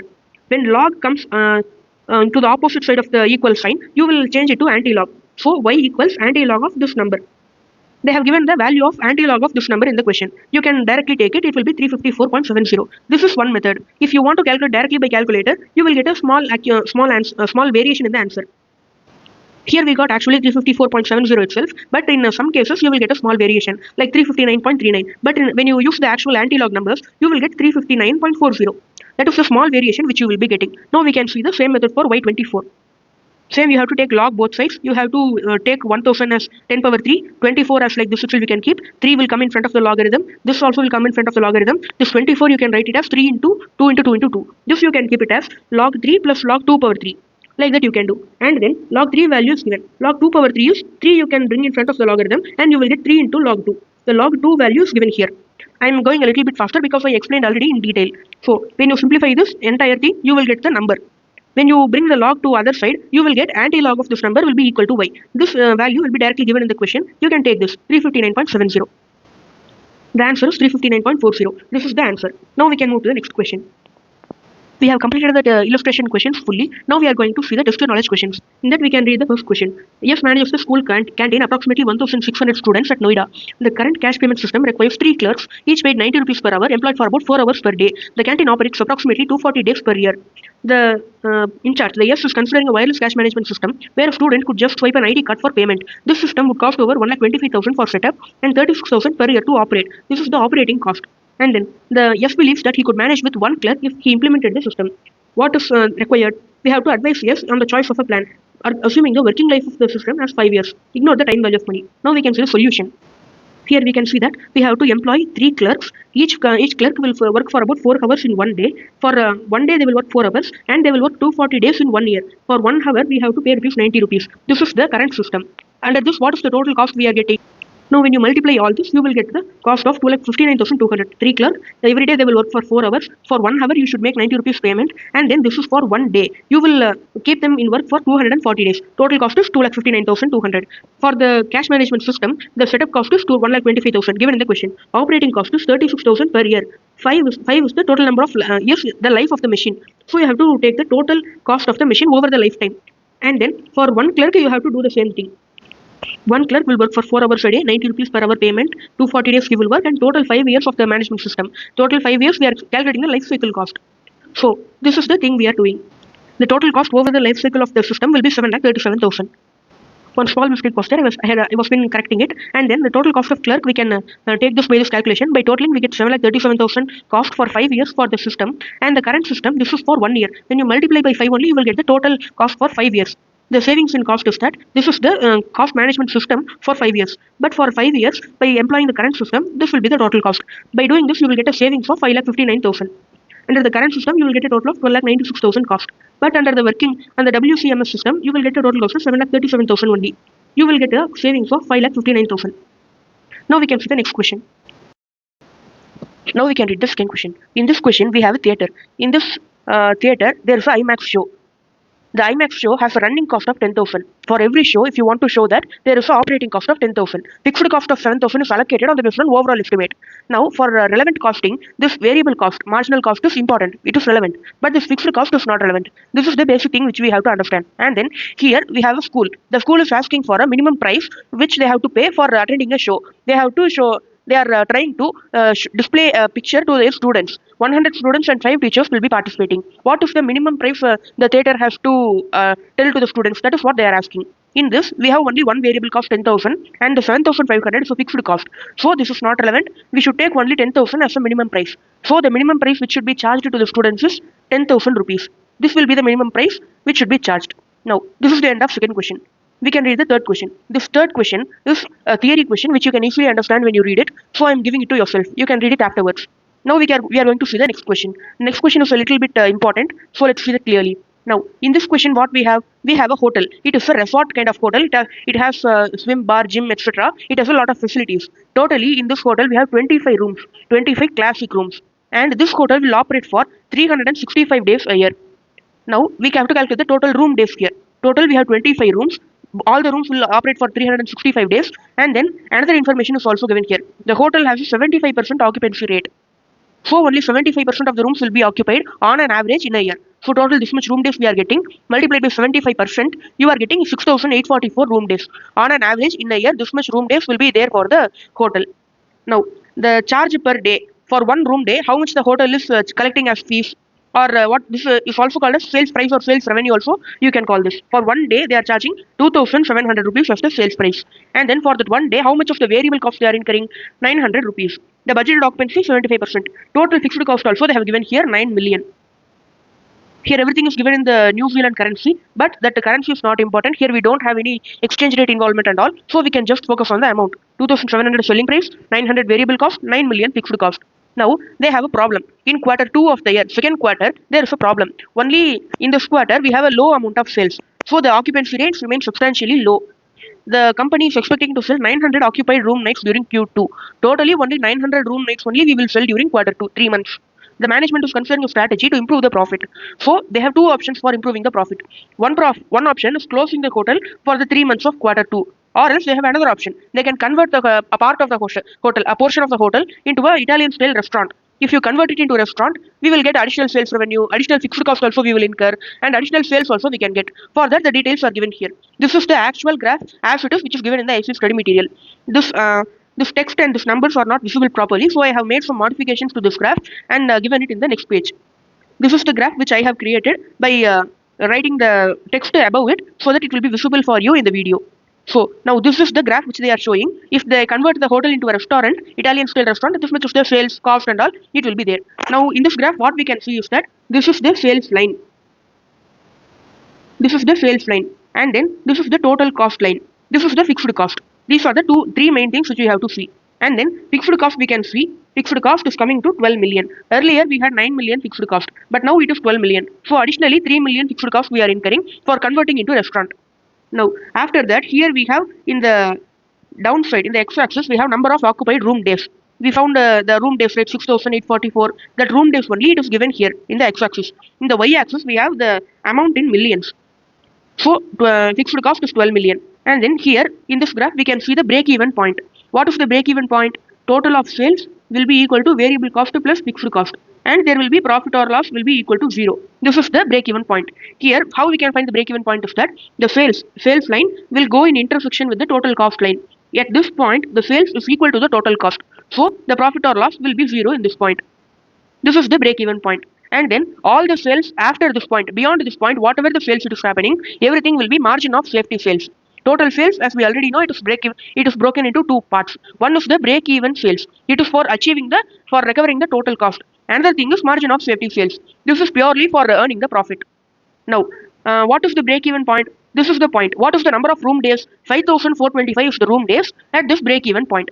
After this, how much we sell? That is the margin of safety sales. It is pure profit for the company. Here, I will show you the study material graph. In this graph, it is not a complete graph. Here, they have shown the margin of safety, and this is the break-even point. That and all they have shown. But here we have an incompleteness. This number 7,310. It is being indicated by a marking. But what is this marking that we don't know? They have not written anything here. But in the solution, they have assumed that it is the budgeted occupancy. Before converting the hotel into restaurant, earlier we had occupancy of 75%. This was given in the question. But after converting the hotel into restaurant, what is the budgeted occupancy? That is what 7,310 indicates. That is what they have assumed in the question. If they ask this in the exam, I think they will give the complete question. But here it is in the incomplete portion only. So I have indicated that 7,310 as the budgeted occupancy. And then the sales and total cost, we can find out only at the end only. Here we have the scale for 30, 25, 20. We don't have any other measurement above this. We only have this 23.75, which is in between. Now, if we want to find out the accurate sales, we can calculate that the sales is at 30 million at this room days. The sales is at 30 million at this number of room days. This number of room days, what is the number of room days at this particular portion? 8,250. But this is not given in the question.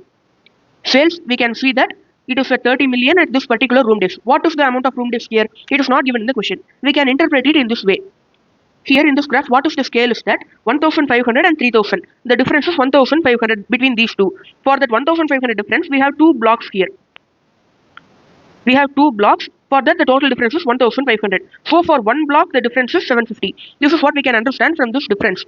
Here, if we see, after 7,500, this is 7,500, which is already given in the question. And after this, we have only one block. So this should be 7,500 plus 750. 750 meaning that one block, the measurement is 750. So this should be 8,250. This is what we can understand from the scaling. Now, the solution also assumed that this portion has 8,250 room days. So we are correct. Okay. Now, what we can understand is that at 8,250 room days, we have the sales to be 30 million. And then the total cost to be 23.75 million. And then the fixed cost to be 12 million. Based on this, we can calculate the cost statement. At 8,250 room days, sales is 30 million. Variable cost. Total cost is 23.75. 23.75 out of this 12 million is fixed cost. Remaining 11.75 million is variable cost. 11.75 million variable cost, and then contribution we get. And then we reduce the 12 million fixed cost. This is the profit we are getting at 8,250 room days. Now, this 7,310, as I already said, it is the budgeted occupancy. For break even, we have to sell 5,425 room days. And then, what is the margin of safety in the budgeted occupancy? Total 7,310 is the budgeted occupancy. 5,425 for break even. So, 1,885 is the margin of safety sales we have here. Now, margin of safety percentage. Out of total budgeted occupancy, we get 25.79% as the margin of safety sales. If you look at this again in detail, if you pause the video and look at it, you can understand more better. If you do not understand, please rewind and watch it again. In this question, what they have asked is that they are asking the profit improvement plan analysis. So, we can see the solution now. Now, as we have already saw in the question, we have in the solution we have found out the total number of room days, and then in the current situation, what is the revenue, profit, and all we have found out. So totally this much room days we are selling price, total sales we are getting, variable cost, total variable cost we are getting, contribution we can subtract and find out. Fixed cost also 9 million, which means 90 lakhs. So profit is 33,19,200. Now this is the current profit. Now we have one option. What is the option? Shutting down the hotel during Q2. For Q2, how much contribution we are getting? This is the total contribution for 6,844 room days. In the Q2, we will be selling only 900 room days. So what is the proportionate contribution? We will get 16,20,000 contribution during Q2. If we shut down the hotel, we will not get this contribution. So this is a lost contribution. Now, since we are losing this contribution, we should not close the hotel on Q2. Also, they have given one more point in the question. In the solution, they have given that if we close the hotel during Q2, it may also the hotel may lose customers during other quarters also, other days of the year also, because the people will think that the hotel is closed and some people will never come to it. So many people are coming to it because it is opened for all the days, 365 days a year. If you suddenly close for 3 months, the customers will be not satisfied. Now, option 2 is that we can turn it into a restaurant at 8,250 room days. As we already saw, we have 30 million sale revenue, this much variable cost, this much contribution, this much fixed cost, and this much profit. This is the calculation in total, and this is the per room day. If we have 30 million revenue at 8,250 room days, for one room day, this much is the sales price, this much is the variable cost, this much is the contribution. Now, the new break-even point. they have already given in the graph itself. We can find out that the new break-even point is 5,425. Budgeted occupancy they have given in the room days format in the graph 7,310. The percentage is 80.11%. Earlier we had only 75% room occupancy. Now we have 80%. This is a good thing. Now for budgeted occupancy, what is the contribution? Now, what we have to understand is that this contribution is for full 8,250 room days. The budgeted occupancy is just 7,310 room days. So, the contribution for budgeted occupancy is this much. And fixed cost is also, fixed cost will remain the same. Now, this is the budgeted profit. Earlier in the current situation, what we got profit? 33,19,200. Now, in the new situation, after converting into restaurant, we are getting 41 lakh revenue. So, this much is the increase in profit. So, this profit improvement plan is very good. We have to choose option 2 and turn it into a restaurant. Now, we can see the next question. Now we can read the next question. In this question, we have a company which is developing an ultra thin tablet. The tablet costs 5 lakh to develop. This is the development cost for research and development. For developing the design of the tablet, for that and all, they incur the 5 lakh. Currently, the firm is deciding on the plant capacity. What is the capacity of the machinery which we have to install? Whether we have to install a machinery with a higher capacity or we have to install a capacity with a machinery with a lower capacity. That is what they are making the decision. If you want to install a machinery with 750 unit capacity, it will cost 52 lakh. But if you want to install a machinery which has only 500 unit capacity, the cost will be 35 lakh. This is the cost of the machinery. This is what they are analyzing. Which machinery we should buy. Now, what are the extra details they have given us? Expected sales. 500 units if you sell, what is the sale price, variable cost, PV ratio and all they are giving. For 750 units also, selling price, variable cost and all they are giving. Now, the sale price is differing and then we have variable selling cost. Variable selling cost will be 10% of the selling price. So, here it will be 7,960, here it will be 6,960. This is the variable selling cost which we can find out. Now, salvage value of the plant. This project has a lifetime and after the end of the lifetime, the machinery will be sold at a scrap value. This is the scrap value of the machinery. And then the profit volume ratio, PV ratio is given only for 500 units. For the 750 units capacity, PV ratio is not given. This is one important point. Now, what they are asking is that which capacity we have to install. The tablet's life cycle is 2 years. At the end of 2 years, the machinery will be sold for this value. Now, we can find out the life cycle cost statement. Here, as we already saw in the question, we have 500 units capacity. If that 500 units capacity, the sale price is 79,600. Contribution is 31,840. How we got this contribution? Sales price multiplied by the profit volume ratio which they gave, 40%. If you do this, you will get the contribution. By this, we can also find out the variable cost. Total variable cost at a capacity of 500 units is 47,760. Out of this, the variable selling cost is 7,960. This is how we found out 10% of selling price. Now, other variable cost is 39,800. In the question, they have not given the other variable cost capacity, other variable cost whether it is varying or not. That we don't know. So we can take that the other variable cost is same for both the capacity, but the variable selling cost will differ. It will be 10% of selling price. Now, we are going to calculate the profit for both the capacity. For 500 units, the selling price is 79,600. For 750, 69,600. By multiplying with the number of units, we can find out the total sales. Same like that, variable selling cost, you can take it as the 10% of the sales price, sales revenue. Another thing, you can take the other variable cost. It is a constant as a per unit basis, and you can multiply with the number of units, and you can take it as the other variable cost total amount. And then salvage value of the plant 6,25,000 and 9 lakh. We copied from the question. Cost of plant also we took from the question. On an overall life cycle basis, after incurring all the costs, selling all the units, after operating for 2 years, the profit we are getting is 1 crore 30 lakh in 500 units, 1 crore 28 lakh in 750 units. So which alternative gives us the most profit? 500 units. So this is what we have to choose. Now we can read the next question. In this question, we have a factory and then the factory is producing the industrial dyes. It has got a special order for 200 kg of powder dye that needs to be customized to obtain certain specification. We have to prepare it specially as per the customer requirement. Now for preparing that product, we will require 4 material. Material A, B, C, D. The material is of different nature. Material B is used regularly in the production of all type of dye. If we read this line by line, it will take a little bit time. So I am getting into the details which I have written here. Material B is regularly used in production. What is the meaning of regularly used in production? Even if you use this for any special job or a normal job, again you have to purchase it from the market and refill it in the inventory because it is regularly required for all the production. So for that you have to take the replacement cost. What is replacement cost? It is the cost of purchase which is available in the market price of the material. Now material A, they have not given anything related to material A, but we don't have any material A in the inventory. Total units required is 2,000, but we don't have anything in the inventory. So we have to purchase the entire material A from the market. So we have to take replacement for cost for material A. For material B also, since it is regularly used in production and should be refilled, we will be using the replacement cost. For material C, what they have given is material C, we have no other usage for material C. Material C will be taken at realizable value. This realizable value, how we found out? They told that there is no other usage for material C. If there is no other usage, you cannot use it in the production. So you will dispose it. When disposing it, what you will get? You will get the realizable value. That is what we are taking as the relevant cost for material C. If we had any other usage, we will take the usage amount. For material C, we are taking the realizable value because we are planning to dispose it off and we don't have any other use for that material. And material D, we have a usage. We can use that as a substitute for material Z. Now we have two options for material D. Material D, we can either dispose it, or we have another option. We can use it for material Z as substitute. If we dispose it, what is the realizable value we are getting? 12 rupees. And if we use it for material Z, what is the thing we are getting? What is the cost? What is the benefit we are getting? 11 rupees is the benefit which we are getting by substituting for material Z.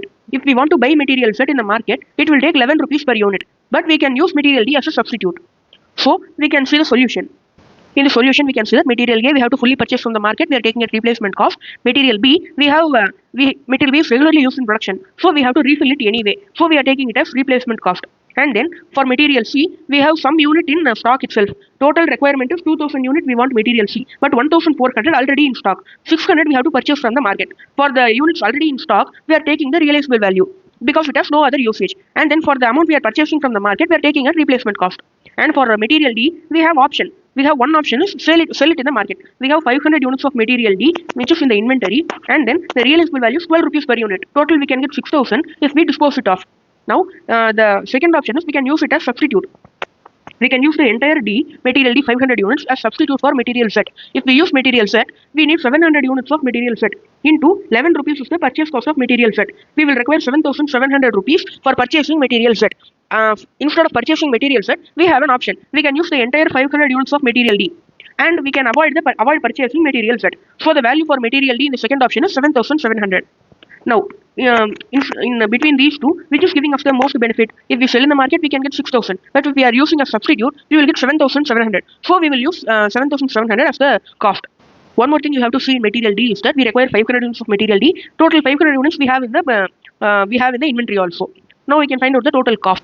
In this, if you calculate the total cost, you will get the total of 74,700. This is the total material cost for this product. That is what they are asking in the question. Now we can move to the next question. Now we can read the next question. A company is manufacturing many chemical products. It has a non-moving chemical. Non-moving chemical means nobody is buying that chemical. It is just staying in inventory. So it has 10 units of that non-moving chemical. The book value of the chemical is 2400, realizable value 3500, replacement cost is 4200. Book value is not relevant anywhere, so you need not consider it.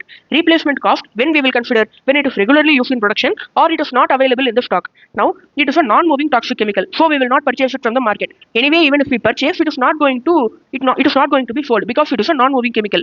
Here the only relevant cost is realizable value. Since it is a non-moving chemical, we will be planning to dispose it off. If we dispose it off in the market, we will get realizable value. One of the customer asked the firm to supply 10 units of a product which requires all the 10 units of the non-moving chemical as input. The other costs are allocated overhead expenses. Anywhere when we are taking the relevant cost, we should not consider the allocated overhead expenses. Out of pocket expenses, this we have to consider. This is relevant. And then labor cost, 40 rupees per hour. For each unit, 2 hours are required. Here they have given a point. The labor force required for the production will be deployed from the permanent employees. The temporary deployment will not lead to any loss of contribution. For making this special product, we need not pay any extra payment for the labor. And there is no loss of contribution also. So we cannot take any extra amount for the labor cost. Anyway, even if we do not accept this special job, we have to pay the labor cost. So it is kind of a fixed cost. So we are not considering it in the relevant cost. Other material will be 80 rupees. So here what are the relevant cost? We are taking that material cost as realizable value, out of pocket expenses, and then other labor cost, other material cost. These are all the relevant costs. If we add all these, we will get the minimum price. Here in the solution, we can see that we took the cost of material, out of pocket expense, and other material cost. The cost of material is 3500 in total realizable value. This is for 10 units. Per unit is 350. Now, the minimum unit price is this everything we have took for per unit. So the minimum unit price is 480. Now we can read question number 8. In this question, we have a flight. We are taking a decision whether to continue or discontinue. This is the decision we are taking. One such flight from New Delhi to Leh. This is the flight number. The costs are given below. Now here we have to consider the cost, whether it is relevant or not, we have to find out. For that they have given some 5 points here. I am not reading the points, I have written the notes relating to that here. You can read the points later for finding out what is the detailed thing given here. I will tell just main points here. For the flight crew salary, they have given that it is a fixed cost. It is anyway going to be paid even if we discontinue this flight. So it is not relevant for the decision. Now, for flight assistant, it is given that they are paid by the flight. If they are paid by the flight, if this flight is not operating, we need not pay this flight assistant cost. So it is a relevant cost. Baggage loading and flight preparation, they have given that depreciation and salary for the crew. That is what it is given in the name of baggage loading. So it is also not relevant. And then depreciation, anywhere we should not consider because it is a fixed cost. It is an accounting entry cost. We are calculating it for passing accounting entries. So it is not considered anywhere.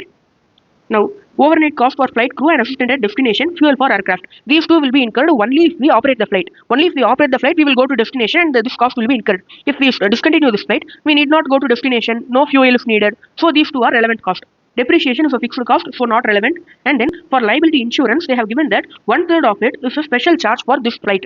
For this particular flight, this 1/3 of 1,47,000 is a special charge. The remaining 2/3 is not relevant because it is given for all the flights. Now, flight promotion is a relevant cost. If this particular flight is not operating, we will not be going to do any promotion.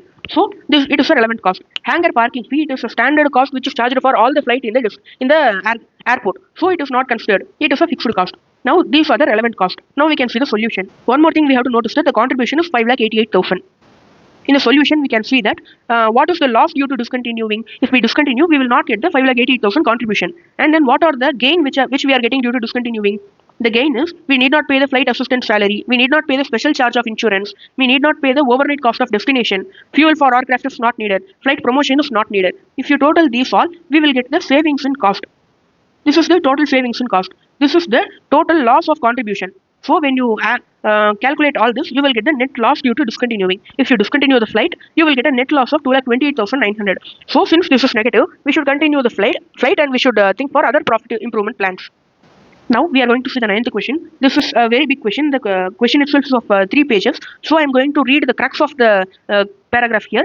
Afterwards, you can read this entire question and see it yourself. Now I am going to see what are the important points and which you need to understand in this question clearly. Now we are going to create a special job or special product. For that we require material, labor, machine and all we require. For that, what are all the costs which are relevant? That is what we are considering.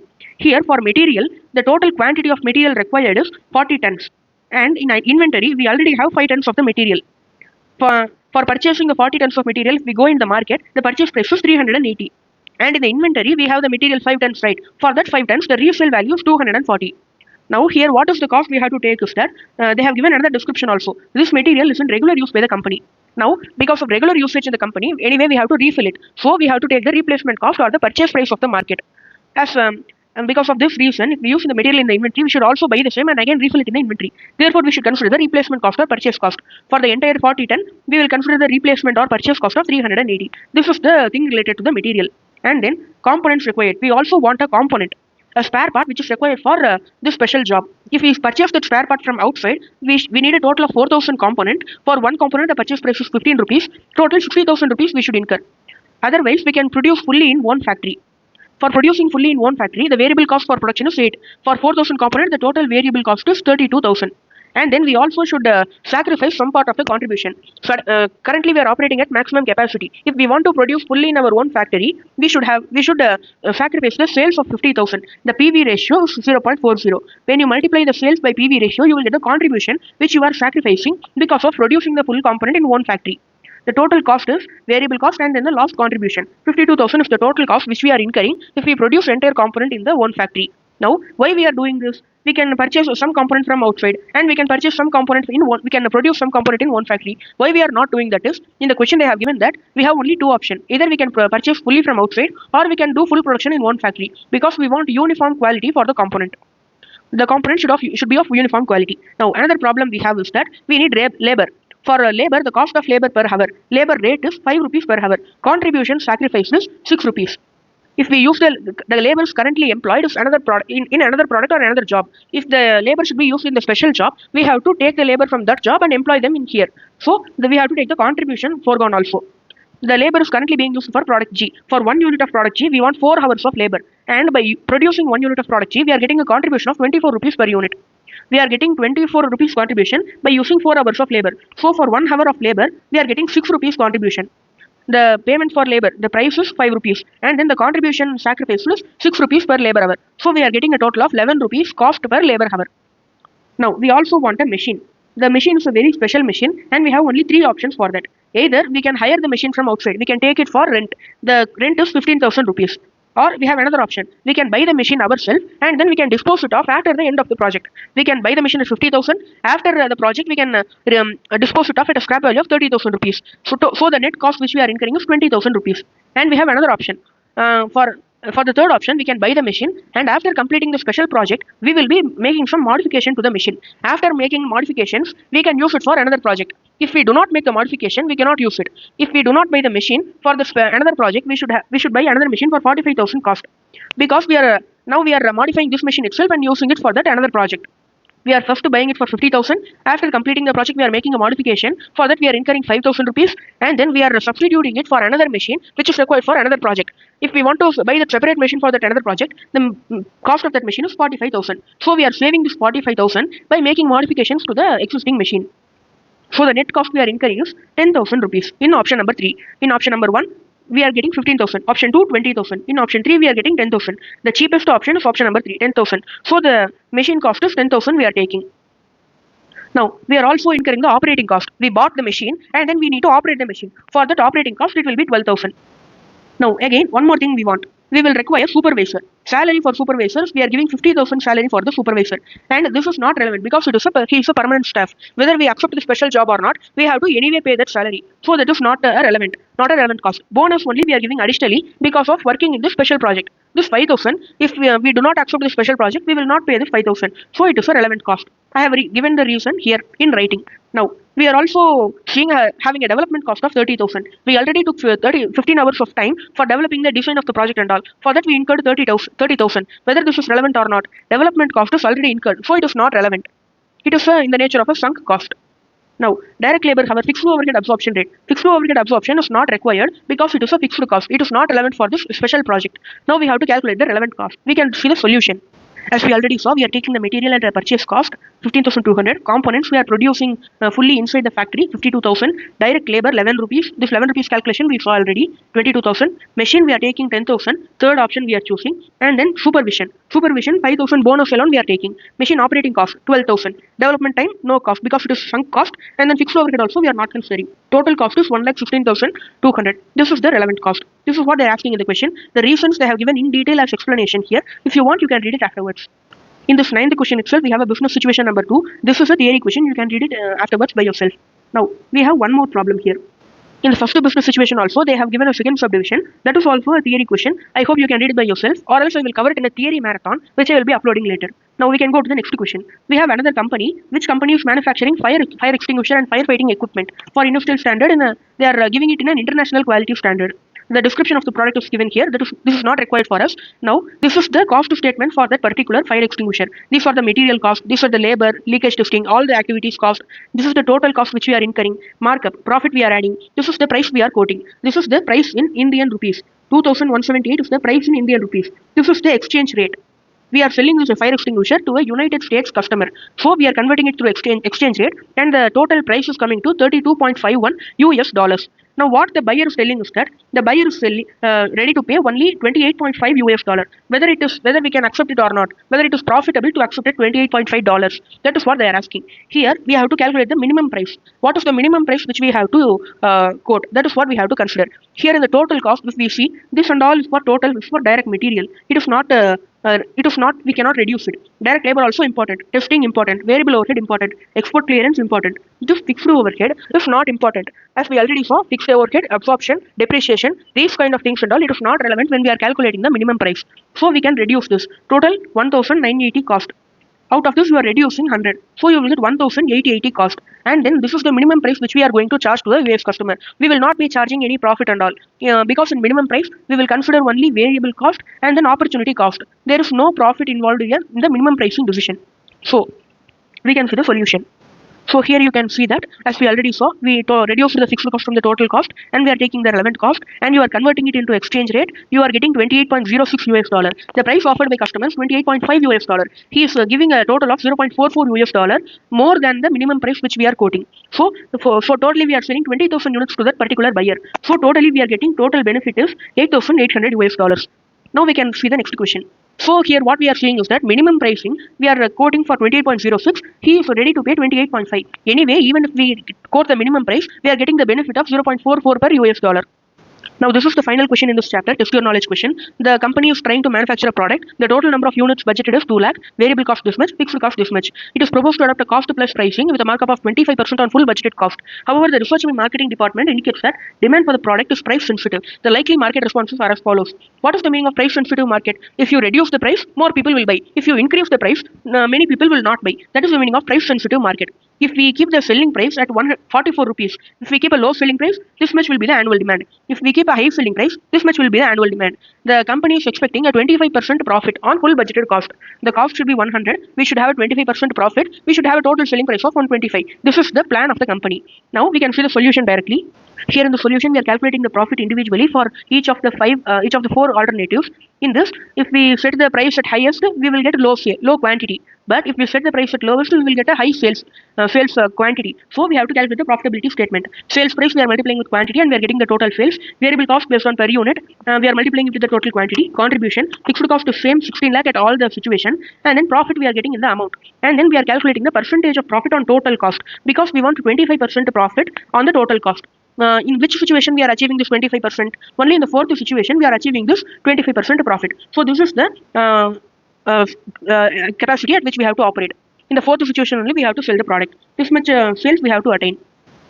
In the fourth situation, the total selling price is 56 rupees, which we are going to take. Here, if you notice, you can find one thing. We have total 5 situations. In the fourth situation, we are getting 25% profit. But in the budgeted situation, the highest selling price, we are getting a profit of 28%. But still, we are choosing the fourth situation only.